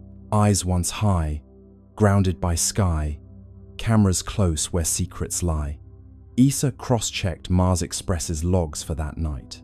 Around the same time, their sensors picked up a faint reflection from the same region, a flash lasting less than a second. They didn't release it. It's buried in technical appendices, labeled transient interference. So, what did Perseverance see? Maybe it was nothing. A glimmer of dust, a reflection, a trick of light and timing. Or maybe, just maybe, it saw 3I Atlas itself, the visitor gliding silently past, close enough for one camera to blink in recognition. And maybe that's why the feed stopped. Not because of failure, but because, for one impossible second, the machine saw something it wasn't designed to understand. Cameras sleep, secrets keep, stars reflected in circuits deep. Whatever it was, it's gone now. The logs end, the data fades, and Mars goes back to silence. But somewhere out there, that blur, structured, gleaming, deliberate, continues to drift, just out of frame, waiting for us to look up again. Nickel emissions rise and fall every 11.2 hours, a rhythm so consistent it could keep time. No known process in cometary physics oscillates like that.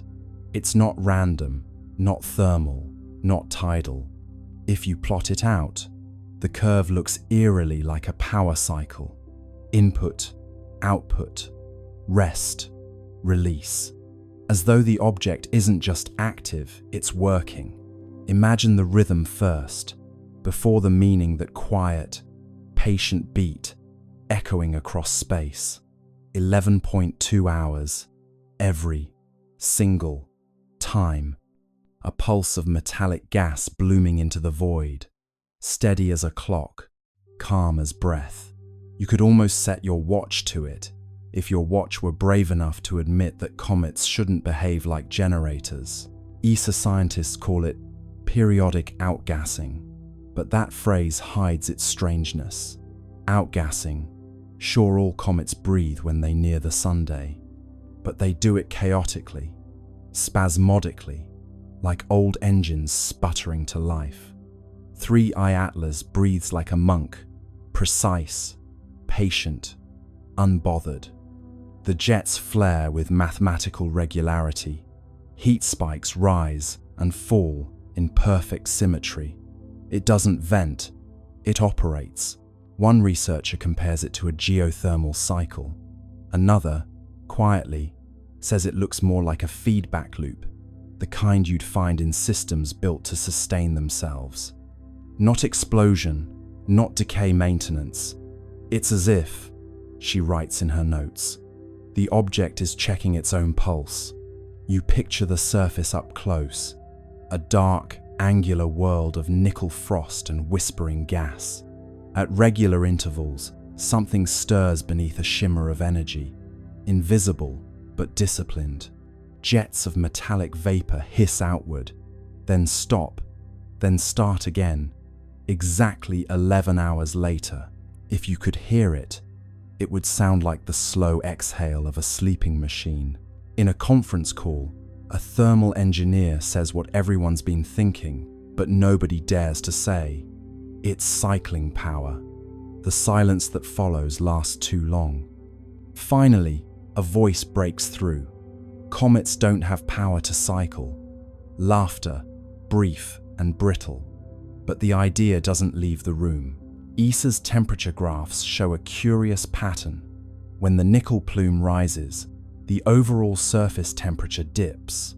When the plume fades, the temperature rises again. Inversion. Energy leaving, energy returning, like heat being pulled from one layer to another. A comet shouldn't regulate its temperature, but this one does, as if conserving itself. Meanwhile, the magnetic readings pulse in perfect step with the emissions. Every 11.2 hours, a soft twitch in the surrounding field, weak but exact.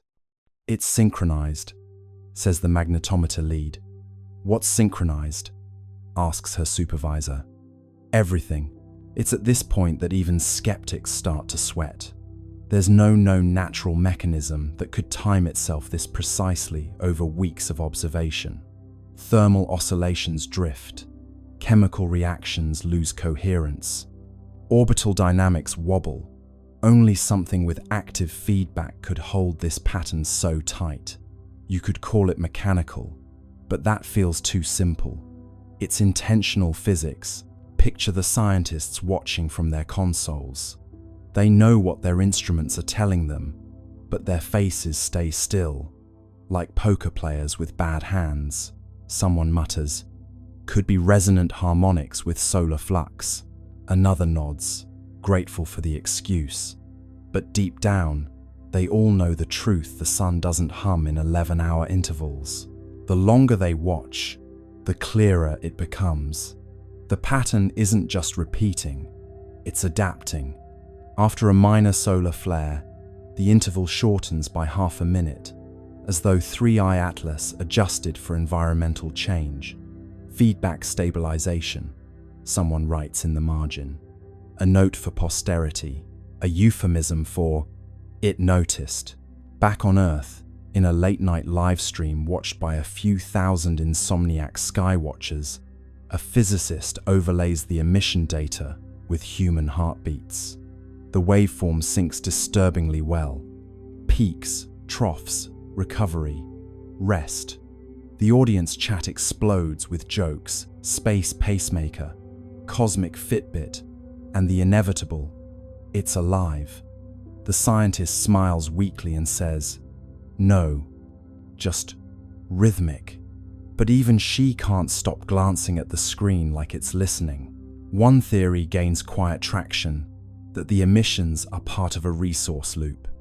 Nickel and carbonyl gases vented and recaptured, processed in cycles to maintain equilibrium. It would explain the self-healing surface, the consistent luminosity, the refusal to decay. But it raises one unbearable question. To maintain equilibrium, for what? ESA's internal documents rename the event cyclic metallic activity. It sounds dull, like something that happens in dishwashers. But every analyst knows it's the first real evidence of machine-like consistency beyond Earth. Something in space that runs not on chance, but on rhythm. If you graph the cycle out, it looks almost peaceful. A slow heartbeat, stretched across infinity. No spikes of panic, no erratic pulses, just calm repetition. You could stare at that curve for hours, and part of you might start to understand the appeal of obedience. How stability can feel sacred when the rest of the universe is chaos. And maybe that's the point. Maybe 3i Atlas isn't powered by engines or radiation or something alien. Maybe it's powered by the same thing that keeps stars burning and planets spinning, the quiet compulsion to continue, the physics of persistence, the refusal to flinch. So every 11.2 hours, it exhales, not for propulsion, not for show, but for maintenance, like a cosmic sigh, releasing everything unnecessary before drawing in what remains. And in that rhythm, that patient, perfect pulse, the universe reveals its rarest secret. Not that something impossible exists, but that it's perfectly comfortable doing so. Let's turn our attention now to the silence that followed, the kind that hums louder than sound itself. NASA, China, and the UAE, three nations with instruments that could see every grain of dust on Mars, said nothing. No apologies, no delay statements, just an odd, synchronized silence from three sides of the planet. In the world of space science, silence isn't normal. These agencies are built to broadcast. They live for live streams, press briefings, and glossy behind-the-scenes videos of scientists smiling beside screens of raw data. They know the power of wonder and the currency of attention. So when three agencies went quiet at once, it wasn't caution. It was choreography. Words on hold, plans unfold, silence rings where truth is told. NASA's silence was the loudest. Their social media team, usually chatty as a cosmic talk show, posted nothing about Mars for 4 whole days. Their blogs, which can turn a dust storm into a cliffhanger, skipped over October 3rd entirely, as if the date itself had been erased. Someone even checked the public mission log for Perseverance. The entries jumped from October 2nd to October 6th, like a diary missing its most interesting page. In China, the silence felt different, colder, heavier. The China National Space Administration had been aggressively proud of Tianwen-1's achievements. For years, they'd released image after image, each with perfect captions and poetic flair. Sunrise over Utopia, Planitia, frost on the northern plains, wind prints in Martian dust. But now, not a whisper, no data, no mention of 3I Atlas. Even the usual state media outlets went quiet. It was as if someone had drawn a red box around the topic and labeled it, "Not for discussion." The UAE's silence was subtler, but just as strange. The Hope orbiter, designed to study atmospheric chemistry, had a reputation for cheerful transparency. Their official Twitter account usually posted daily updates in friendly tones, the kind that made space sound like an enthusiastic classroom experiment. But on October 3rd, that feed went dark too. Their next post, days later, simply read, "Operations nominal," a phrase so bland, it might as well have been a sigh. 3 silences, 3 styles, 1 timing. Coincidence? Possibly. But coincidences, in the world of space politics, often have launch schedules. You can picture the meetings that weren't broadcast. NASA's Jet Propulsion Laboratory, dimly lit, engineers staring at telemetry on screens filled with too many decimals. A director taps the table, says, "We'll hold the release until we verify." But verify what? In Beijing, a senior administrator folds his hands and says, "We wait for clarification from partners." Clarification of what? In Dubai, someone simply deletes a draft tweet that began, "Amazing new observations today." Tweets unsent, secrets bent, silence hums with government. It's not conspiracy, not quite. It's coordination, an instinct born from shared discomfort. Because when data doesn't fit the model, you don't just release it. You check, you recheck, you call your counterparts and whisper through encrypted lines. Did you see that too? Maybe they all saw the same anomaly. Maybe it was something in the spectra, or the movement, or the light itself. Or maybe it was something far more mundane, like a misalignment in software, but the silence gave the anomaly power. People don't fear data, they fear gaps. Meanwhile, the internet did what it does best, filled the void. Forums buzzed with theories. Maybe NASA discovered life. Maybe China detected radiation. Maybe the comet wasn't a comet at all. You can almost hear the world's collective keyboard clicking under the weight of imagination. Keys tap fast, rumors cast, silence breaks, but never last. Inside the agencies, the tone was less dramatic, but more anxious. Silence is a resource, a temporary one. Every day they didn't speak, the speculation grew. And so, communications teams drafted placeholder statements, just in case. NASA's draft began. Preliminary results are consistent with natural phenomena. China's began. Analysis ongoing. International coordination required. The UAE's version simply said, "We continue to monitor with interest." 3 drafts, 3 ways of saying absolutely nothing. But silence, like space, is never truly empty. It amplifies the faintest signals. When ESA spoke first, that silence turned reflective. NASA's restraint began to look suspicious. China's confidence began to look afraid. The UAE's politeness began to sound like complicity. And through it all, 3i Atlas drifted quietly, blissfully unaware that entire bureaucracies were wrestling over how to describe a fuzzy dot.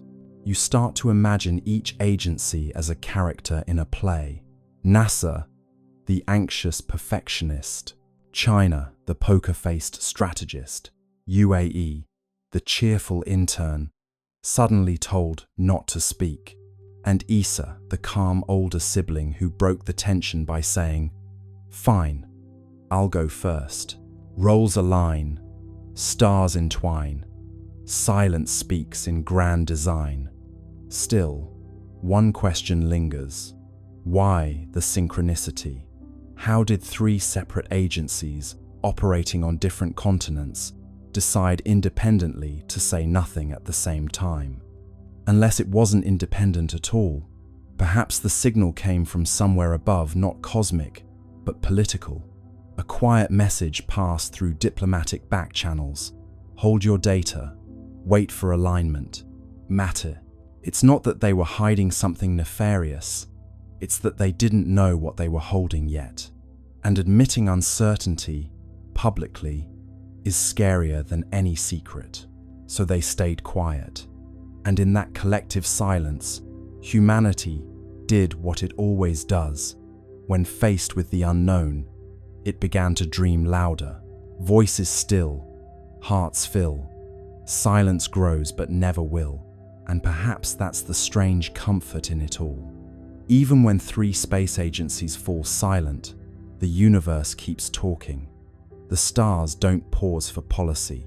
3i Atlas keeps moving, whispering its quiet story across the dark, while we, down here, argue over who gets to speak first.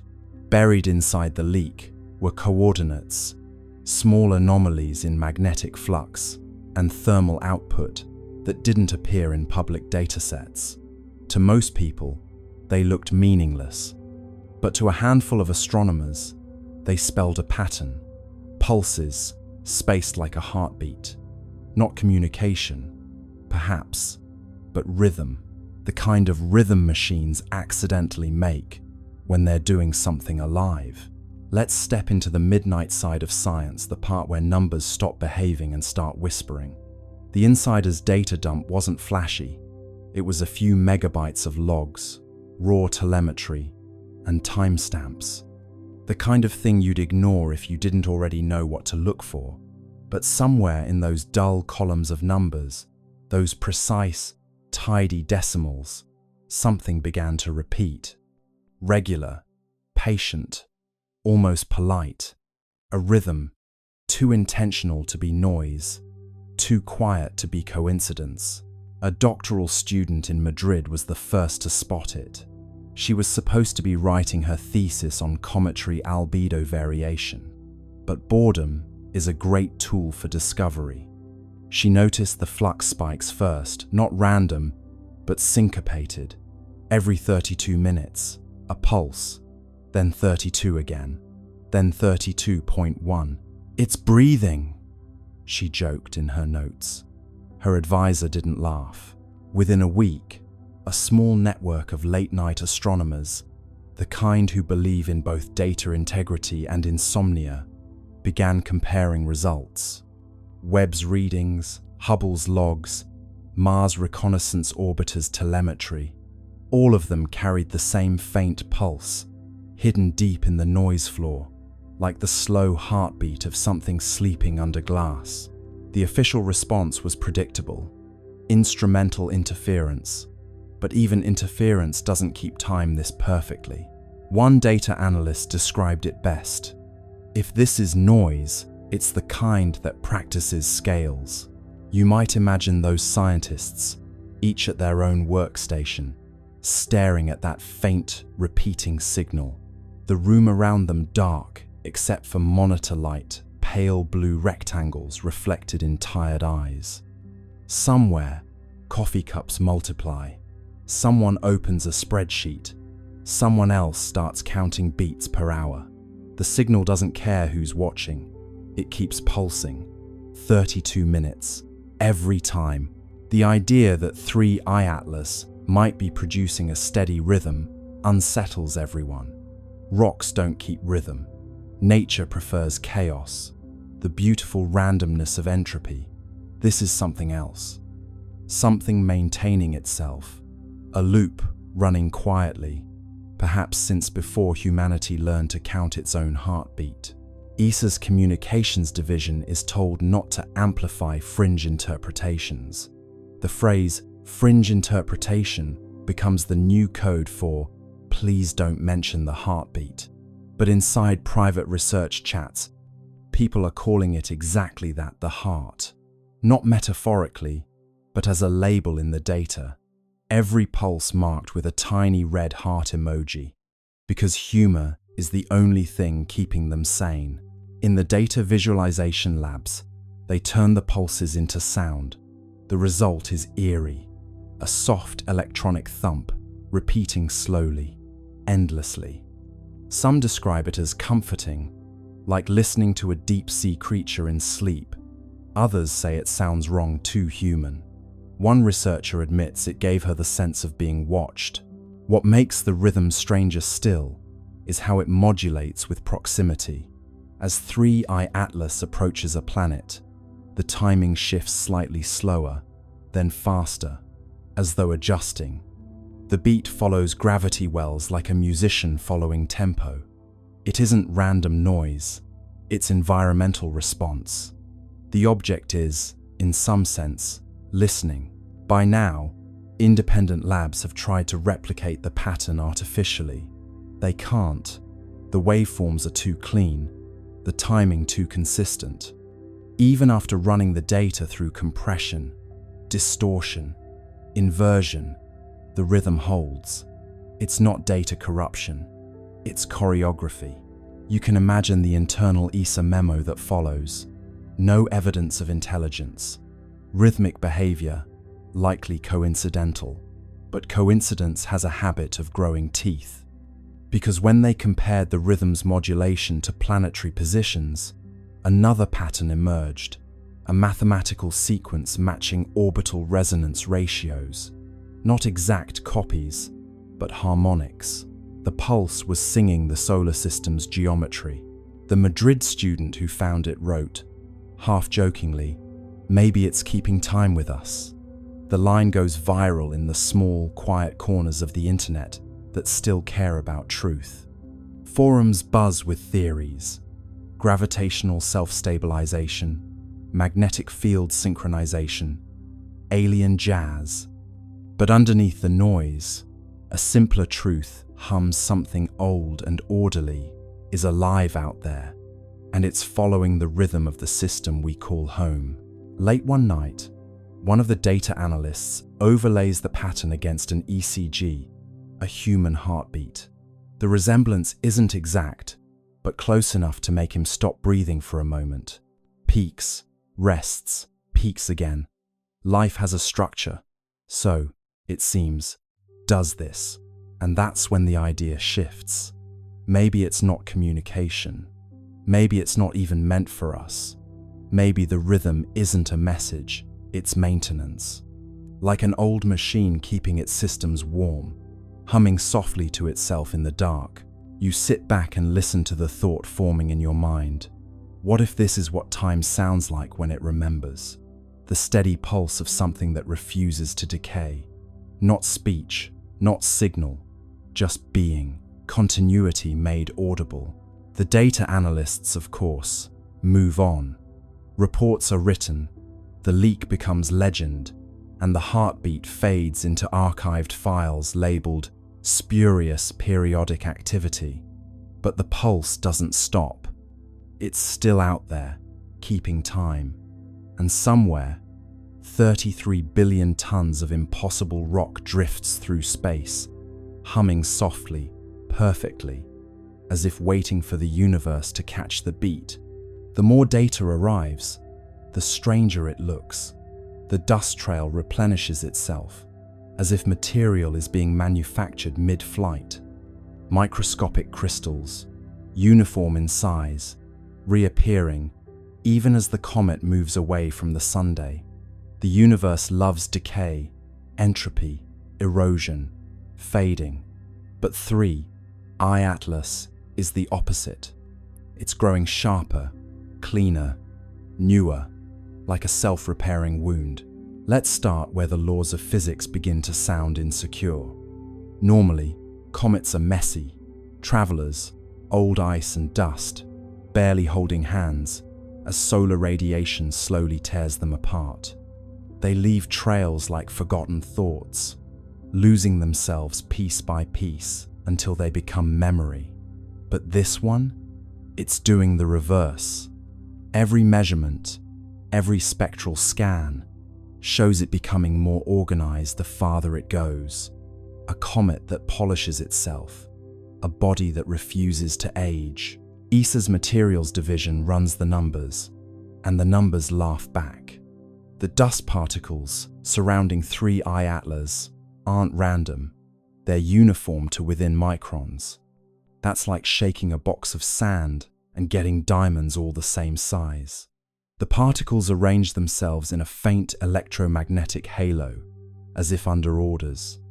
And stranger still, when solar wind strips material away, the object replaces it calmly, automatically. Like a printer, says one analyst. A printer with no ink cartridge. You picture it now, drifting through the solar wind like a craftsman lost in thought, shedding dust that reforms itself into perfect little mirrors. Each crystal catches sunlight and throws it back with eerie precision. Normally, comets grow dull with distance, but this one grows radiant, its brightness curve inverted, its logic reversed. It's not dying, it's practicing. The scientists are baffled, but there's an odd tenderness to their confusion. They watch it repair itself, line by line of data, like parents realizing their child has built a second child out of Lego bricks. One astrophysicist mutters, "It's learning from erosion." The room goes quiet. That phrase, learning from erosion, gets written on a whiteboard and circled 3 times. At the University of Tokyo, a team models the crystal growth in simulation. The patterns match something they recognize: controlled deposition, a process used in nanofabrication to grow thin films in electronics. Except this isn't a laboratory, it's deep space, minus 150 degrees Celsius. Yet, the comet's surface behaves as if it knows the recipe for resilience. Imagine zooming in, beyond the dust and the glare, down to the level of molecules. You'd see a quiet ballet of atoms forming chains, linking, locking, repairing fractures before they even finish forming. like time-lapse footage of frost blooming on glass, except this frost builds itself in reverse destruction, rewinding into design. NASA's Jet Propulsion Laboratory releases a cautious internal memo. Observed particle uniformity suggests self-organizing structure. Mechanism unknown, which is science's way of saying, we have no idea what's going on, but it's gorgeous. The memo gets leaked. Naturally, Reddit debates whether the comet is made of programmable matter, self-assembling nanobots, or just wishful thinking. But beneath the noise, one idea starts to take shape. What if 3I, Atlas, isn't a relic of formation? What if it's still forming? A comet that builds itself isn't just strange, it's heretical. It challenges the deepest assumption in physics that everything moves from order to chaos. Entropy is the universe's bedtime story. All things fall apart. Yet here's an object quietly composing itself out of decay, turning waste into structure, chaos into craft. One researcher calls it anti-entropy, another calls it hope with mass. As more images arrive, they show something new: faint hexagonal lattices in the dust plume, geometric arrangements that shouldn't exist outside of artificial systems. Someone jokes that it's growing armor. Another says, maybe it's molting. The truth is somewhere between an entity maintaining equilibrium by rebuilding itself faster than the universe can break it. ESA's thermal sensors record microbursts of heat near the tail, evenly spaced, like pulses of welding torches. They happen precisely as new crystals appear. Localized repair events, the report reads. Each one perfectly timed to solar exposure. It's as if sunlight doesn't damage it, it instructs it. The star's radiation becomes code, and 3I, Atlas, is reading it fluently. You start to feel the strangeness of it. A comet that reacts, responds, refines. You could almost mistake it for alive, not in the biological sense, but in the thermodynamic one. A system that resists entropy by feeding on it. Every atom rearranging into something stronger, cleaner, newer, like evolution, with a design degree. Late one night, an astronomer in France writes in his private notes, "It's not moving through the solar system, it's using it." He doesn't elaborate, but the implication is clear. The comet is harvesting the energy of its environment to maintain itself. Not a passenger of gravity, but a participant in it. Meanwhile, the headlines call it poetic names. The immortal comet, the self-made traveler, entropy's enemy. The public romanticizes what the scientists fear, because what 3I Atlas represents isn't comfort. It's competition. It's the idea that the universe might not be running down at all. Maybe it's recycling. Maybe, somewhere in the quiet machinery of the cosmos, things are building themselves anew while we're too busy decaying. Picture it now, drifting past Mars, its tail shimmering like a thread of light weaving itself back together. A self-sustaining scar on the fabric of space. A wound that heals faster than it can bleed. And for the first time, humanity looks at a comet and wonders not where it came from, but what it's trying to become. Centuries after the golden comet left Earth, the world fell into a rhythm so stable, it began to feel mythic. The communion field still pulsed faintly through air and ocean, though softer now, like the heartbeat of someone dreaming.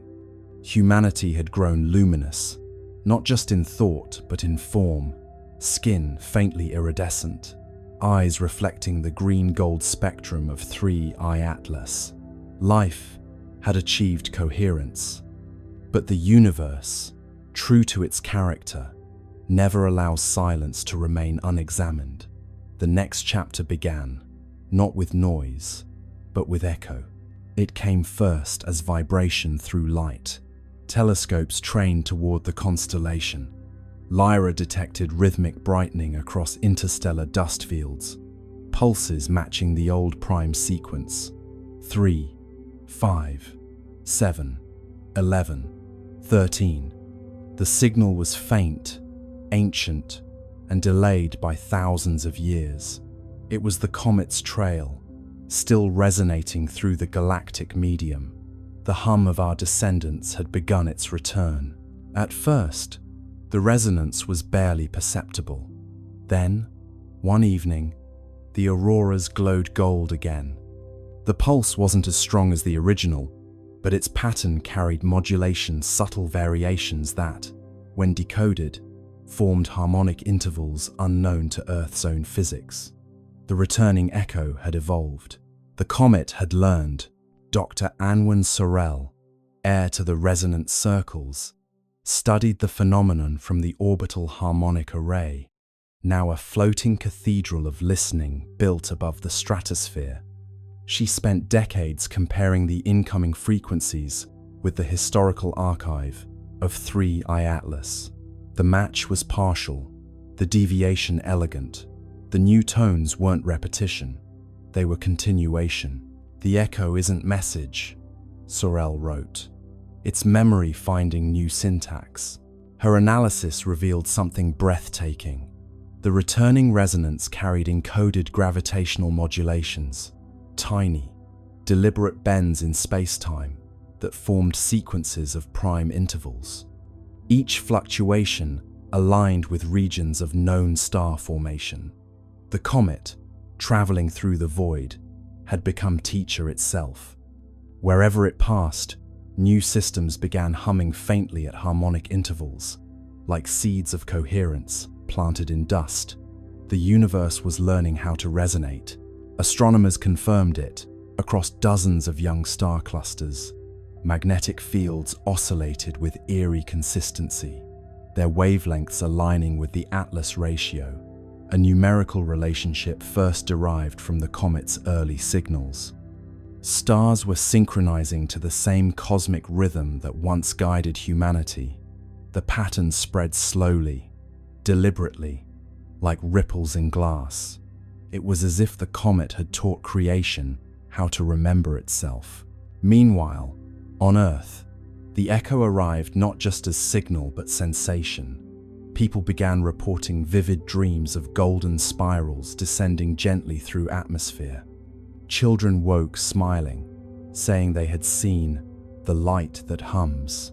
Physiological measurements confirmed subtle changes in electromagnetic fields surrounding human bodies, resonance amplification, as if the returning signal were tuning its origin species to receive feedback. "The comet is calling home," said Sorel. "It's asking us to listen to what we've become." The global observatories responded.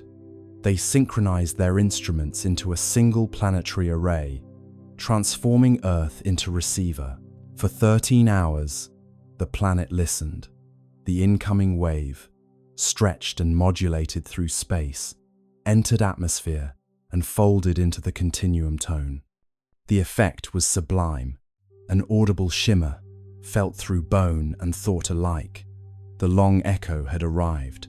It wasn't just harmonic, it was architectural. The sound carried layers, low frequencies describing structure, higher ones encoding emotion.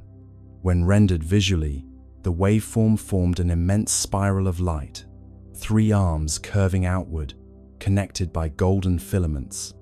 Inside those filaments, analysts discovered modulation frequencies identical to human neural oscillations. The comet had copied our consciousness patterns and woven them into its song. "We taught it empathy," Sorel murmured, and it remembered the lesson. As the echo intensified, anomalies appeared across the solar system. The Atlas resonance layer brightened, reactivating its green glow. Mars, Venus, and the gas giants began pulsing faintly in response.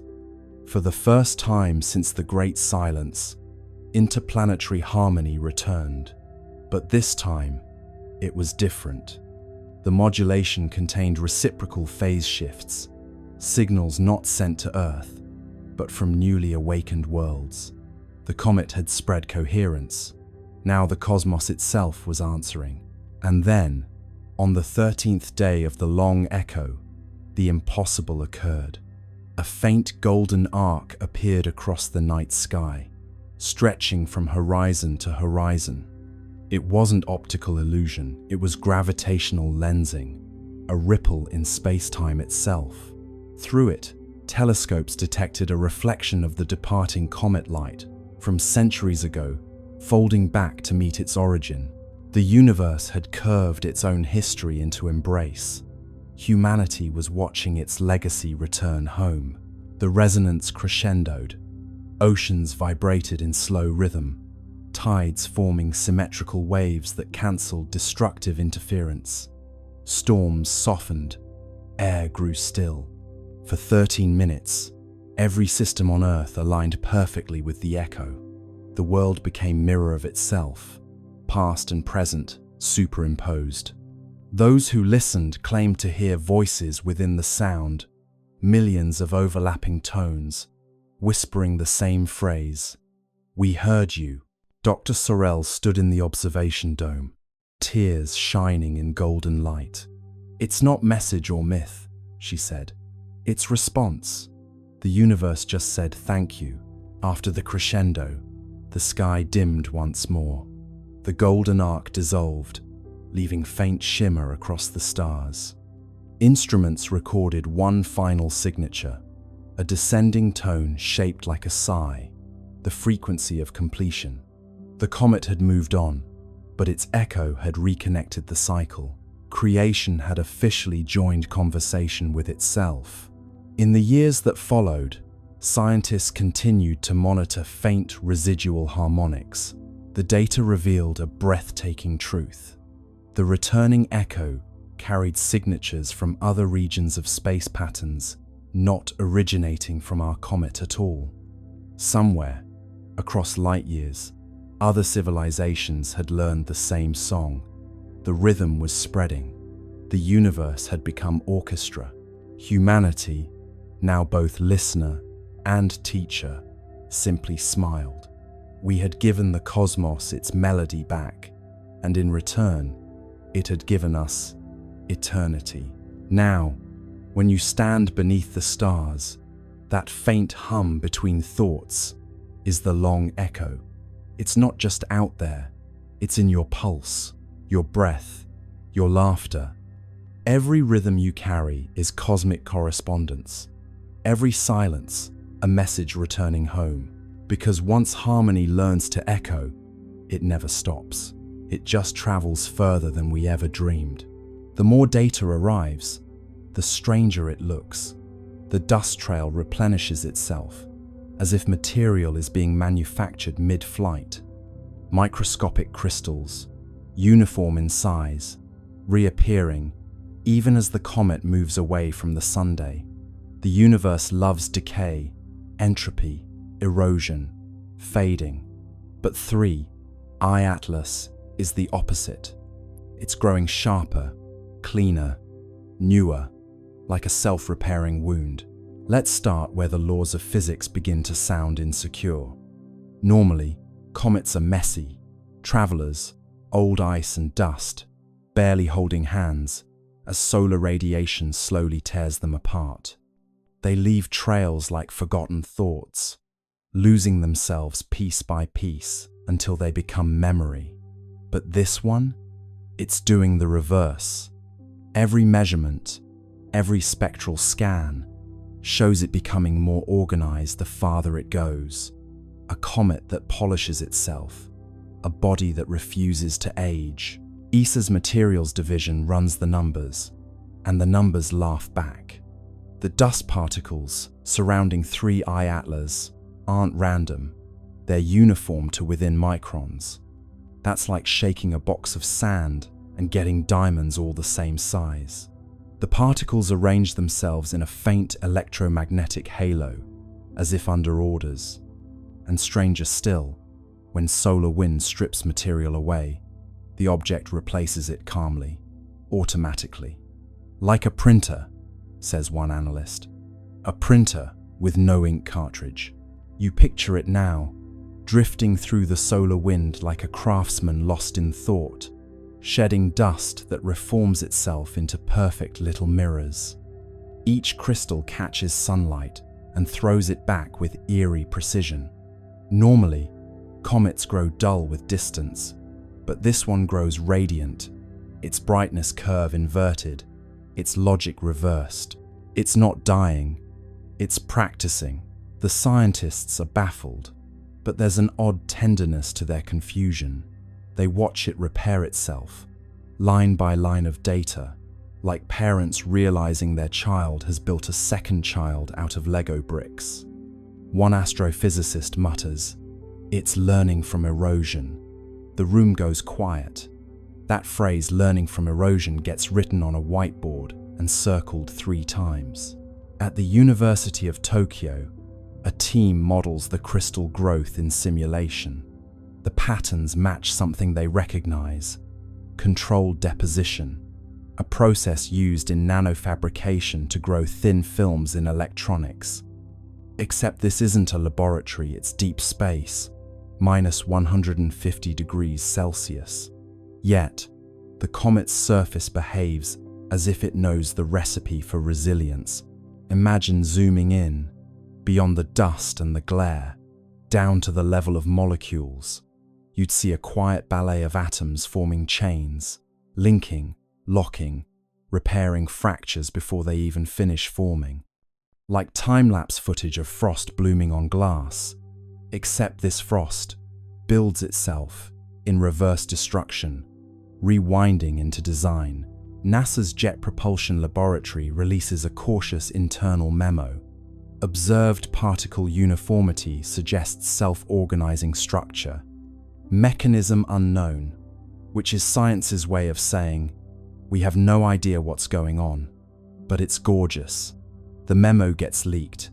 Naturally, Reddit debates whether the comet is made of programmable matter, self-assembling nanobots, or just wishful thinking. But beneath the noise, one idea starts to take shape. What if 3I, Atlas, isn't a relic of formation? What if it's still forming? A comet that builds itself isn't just strange, it's heretical. It challenges the deepest assumption in physics that everything moves from order to chaos. Entropy is the universe's bedtime story. All things fall apart. Yet here's an object quietly composing itself out of decay, turning waste into structure, chaos into craft. One researcher calls it anti-entropy, another calls it hope with mass. As more images arrive, they show something new: faint hexagonal lattices in the dust plume, geometric arrangements that shouldn't exist outside of artificial systems. Someone jokes that it's growing armor. Another says, maybe it's molting. The truth is somewhere between an entity maintaining equilibrium by rebuilding itself faster than the universe can break it. ESA's thermal sensors record microbursts of heat near the tail, evenly spaced, like pulses of welding torches. They happen precisely as new crystals appear. Localized repair events, the report reads. Each one perfectly timed to solar exposure. It's as if sunlight doesn't damage it, it instructs it. The star's radiation becomes code, and 3I, Atlas, is reading it fluently. You start to feel the strangeness of it. A comet that reacts, responds, refines. You could almost mistake it for alive, not in the biological sense, but in the thermodynamic one. A system that resists entropy by feeding on it. Every atom rearranging into something stronger, cleaner, newer, like evolution, with a design degree. Late one night, an astronomer in France writes in his private notes, "It's not moving through the solar system, it's using it." He doesn't elaborate, but the implication is clear. The comet is harvesting the energy of its environment to maintain itself. Not a passenger of gravity, but a participant in it. Meanwhile, the headlines call it poetic names: The immortal comet, the self-made traveler, entropy's enemy. The public romanticizes what the scientists fear, because what 3I Atlas represents isn't comfort. It's competition. It's the idea that the universe might not be running down at all. Maybe it's recycling. Maybe, somewhere in the quiet machinery of the cosmos, things are building themselves anew while we're too busy decaying.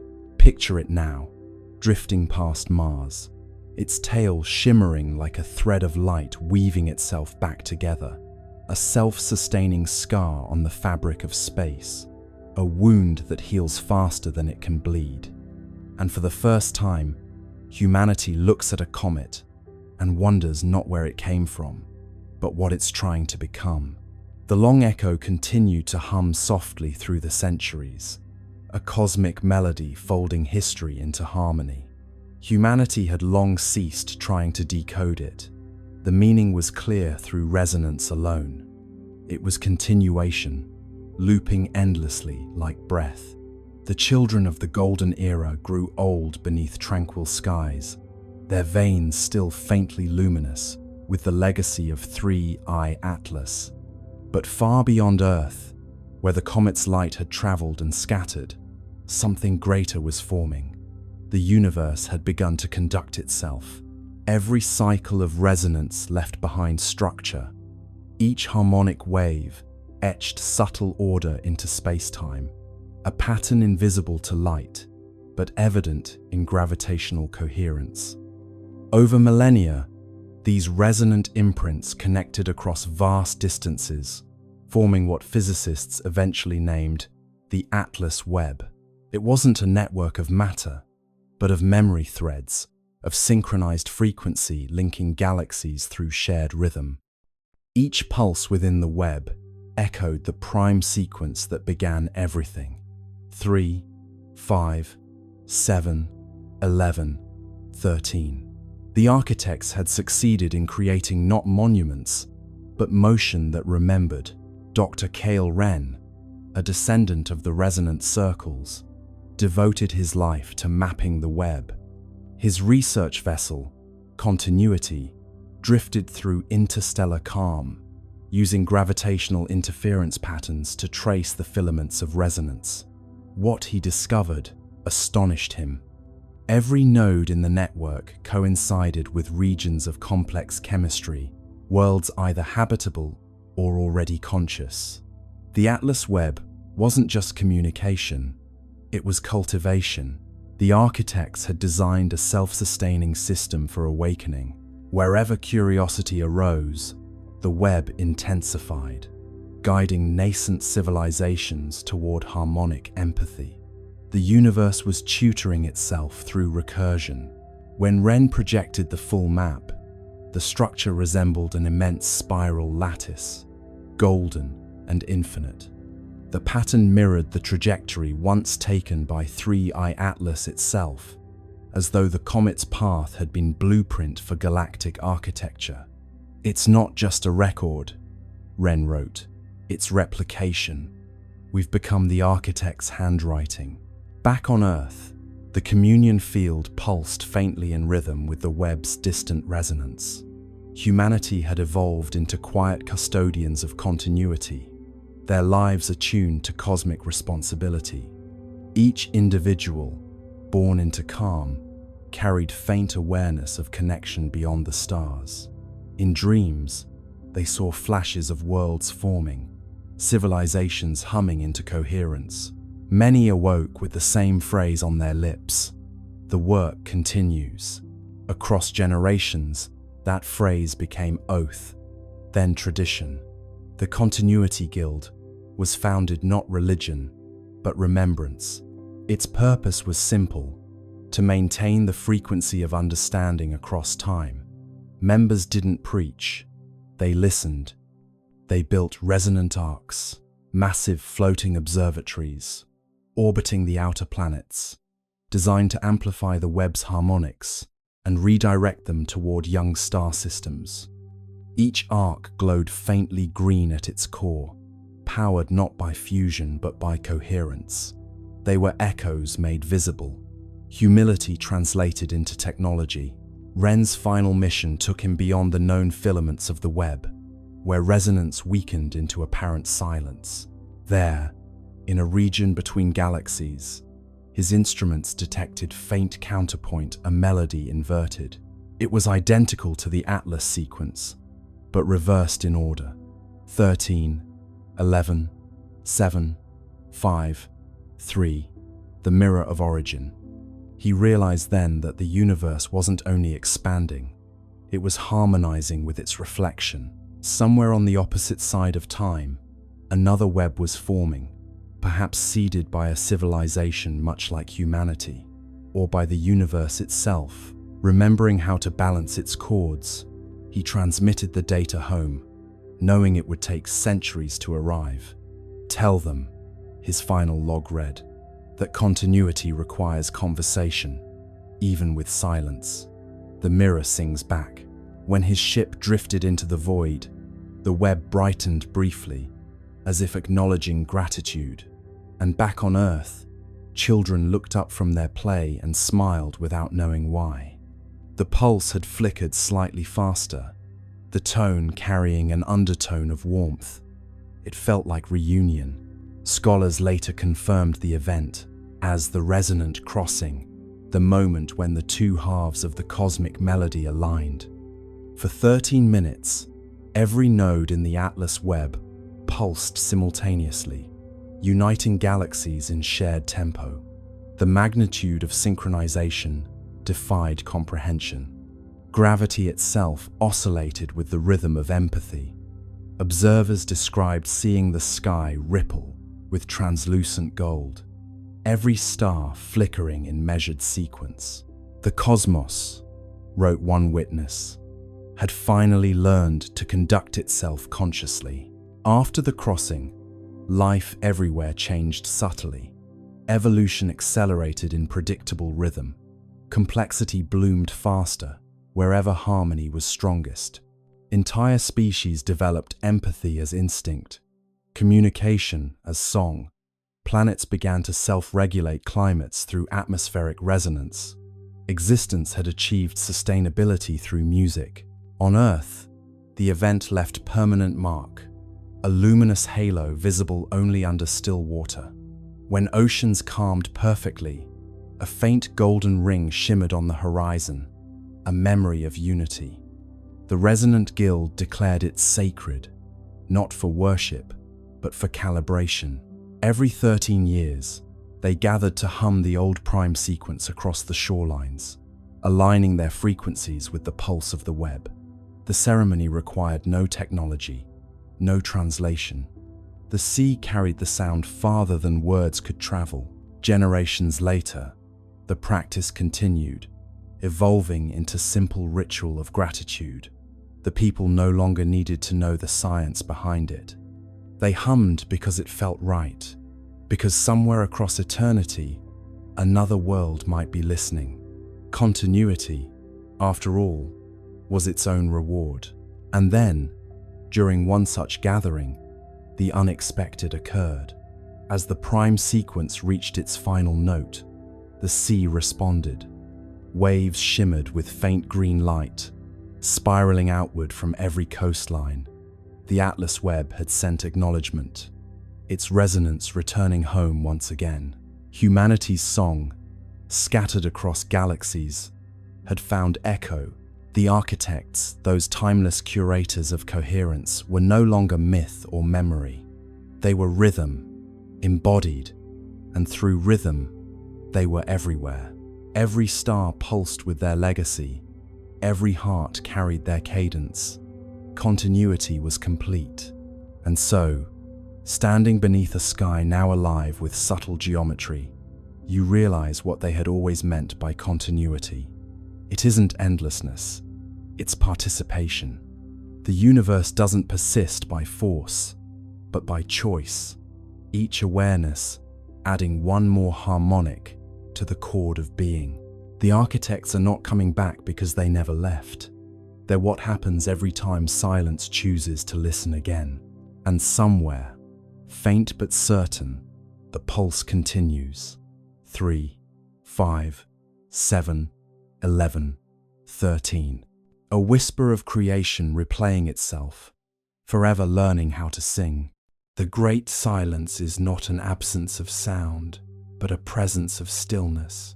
As we move into the final hours of the monitoring window, the data streams from the Siding Spring Observatory have slowed to a rhythmic, steady drip. The sensors are cooling, their work finished, returning to the ambient temperature of the Australian night. It is time to let the numbers go. Recall, if you can, the decimal point that started it all, the stray pixel, the room temperature heart of a guest that didn't know it was being watched, or perhaps it knew all too well.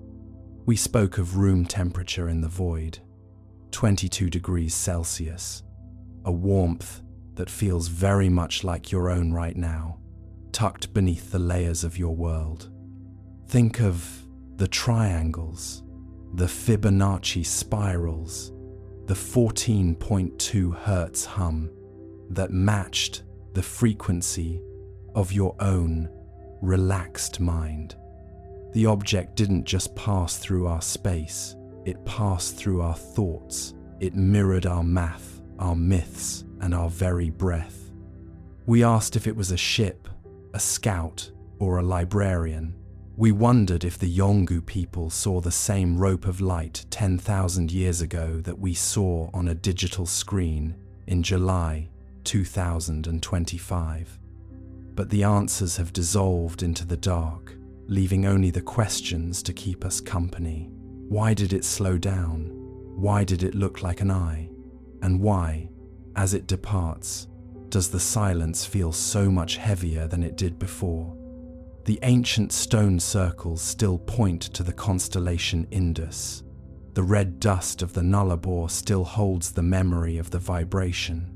And you still hold the spark of curiosity that makes the universe worth observing. The guest has returned to the long hallway of the stars. It is moving at 62.4 kilometers per second, leaving the warmth of our sun for the cold beauty of the interstellar medium.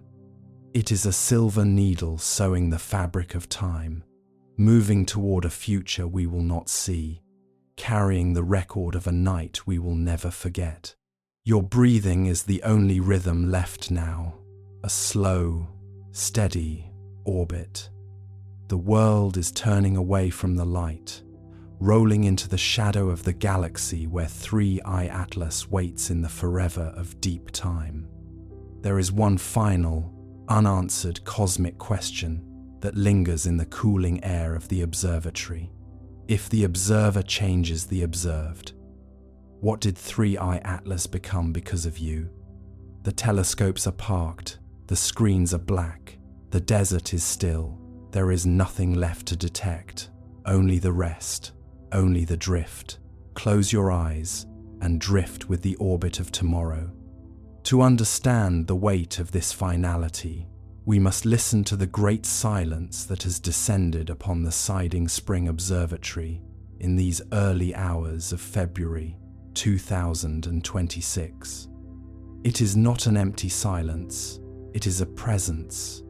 It is the sound of a room after a grand orator has finished speaking, where the air still vibrates with the ghost of the words spoken. The sensors have returned to their baseline. The cooling fans of the supercomputers have slowed to a rhythmic, hypnotic whir. The data streams have flatlined into a perfect, horizontal peace. We have reached the end of the signal. Imagine the desert outside the observatory walls.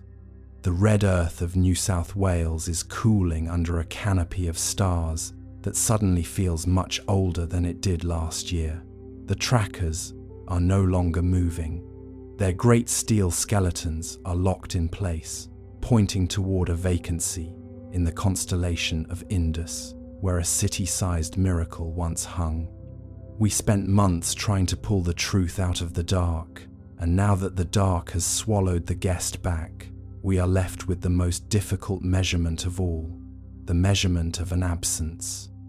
Unfortunate timing for the mind that seeks a definitive conclusion. Those two words, final report, are doing a lot of work tonight, pretending that we can ever truly close the book on 3I Atlas. It is an ironic understatement to say that the mission is over.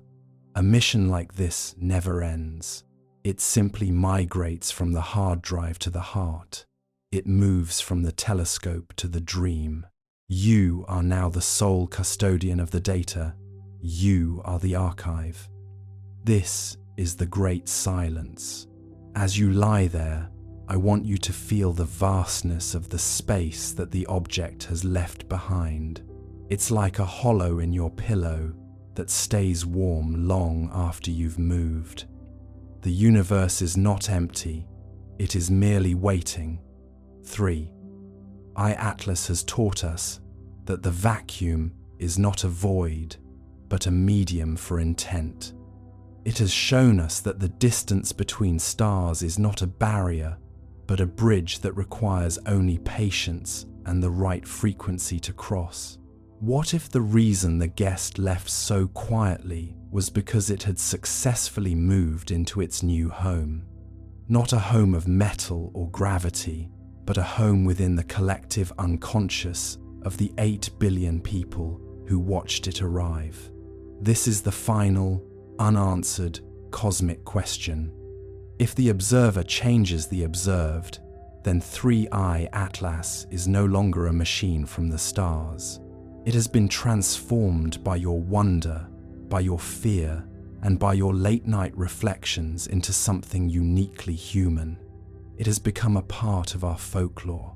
It has become a part of you. In the ancient mythologies of the world, there is often a moment where the gods depart, leaving humanity with a gift that is also a burden, the gift of self-reliance. They say that when the last ship leaves the shore, the real story begins. In February 2026, the last ship of the 3I Atlas fleet, if there ever was a fleet, has vanished beyond the heliopause. The Australian night is yours again. The sky is yours again. But it is a different sky. It is a sky that has been witnessed, and in being witnessed, it has been changed forever. You might feel a sense of profound, weighted stillness as you settle into this final loop. Your breathing is the only clock that matters now, in and out. Like the tide of the great Australian bight, like the slow rotation of the galaxy, you are drifting in a stable orbit. There is no more need for analysis. There is no more need for suspicion. The guest is gone, and it has left you in a state of grace. You are safe in the silence. You are held by the drift. I want you to think about the long-form arc of our journey: discovery, evidence, memory, scale, humanity, pattern, awareness, choice, warning, and now, silence. Each act has been a layer of clothing shed until you are left standing in the raw, beautiful light of the truth. The truth is not a number. The truth is not a trajectory. The truth is the feeling of being a small, conscious part of a very large, mysterious whole. Tell me in the comments if you are still able to move your fingers. Does the silence feel like an end, or does it feel like a beginning? I find that the most honest answers come when the world is this quiet. There is a dry irony in the way we feared the 3I designation. We looked for threats in the interstellar when the most profound changes were happening in the internal. By February 8th, the Australian scientists noticed that their own brainwaves had begun to stabilize into a pattern of deep coherence that persisted even after the telescopes were shut down. The object may be millions of kilometers away, but the harmony it established remains. It is a lingering resonance, a spiritual echo. Consider the great silence of the universe, the Fermi paradox that has haunted us for decades. We wondered why no one was talking. 3I Atlas has given us the answer. They are talking. They have always been talking, but they don't talk in words. They talk in presence. They talk in the way a shadow moves across a moon, or the way a pulse of radio noise matches the beating of a human heart. To hear them, you don't need a bigger telescope. You only need a quieter mind. As your consciousness begins to dissolve into the final deep layers of sleep, imagine the Earth as a glowing blue lantern drifting through an infinite hallway. 3I Atlas was just a moth that was drawn to our light for a moment before fluttering back into the garden. It didn't want to extinguish the light, it just wanted to see by it. And in that brief moment of shared illumination, we saw ourselves more clearly than we ever have before. The pseudo-academic citations from the Australian Deep Space Network suggest that the observer effect will continue to ripple outward for centuries. Our descendants will look back at July 2025 as the moment the great sleep of humanity ended. We are now an awake species. We are a species that knows it is being watched, and in that knowledge, we have found a new kind of dignity. We are no longer accidental, we are intentional. You might feel a sense of near silence now, the words becoming as thin as the atmosphere at the edge of space. Let the sentences elongate. Let the pauses grow. There is no rush to the end of this script, because the end of the script is just the beginning of your dream. You are moving into the great silence now. You are becoming the data. You are becoming the stars. The red dust is still. The trackers are cold. The guest is gone. If you could hear the final whisper of 3I Atlas as it left our sun's embrace, it wouldn't be a warning. It wouldn't be a command. It would be a simple, soft acknowledgement of your existence. A cosmic, I see you. And that is enough. That is more than enough. The Australian night is deep. The world is turning. The orbit is tomorrow. Close your eyes. The choice is made. The pattern is complete. The warning is heard. The silence is home. Drift now. Drift with the weight of the stars. Drift with the memory of the guest. Drift into the place where the measurements stop and the being begins. You are the observer. You are the observed. You are the orbit. Close your eyes and drift with the orbit of tomorrow. Good night.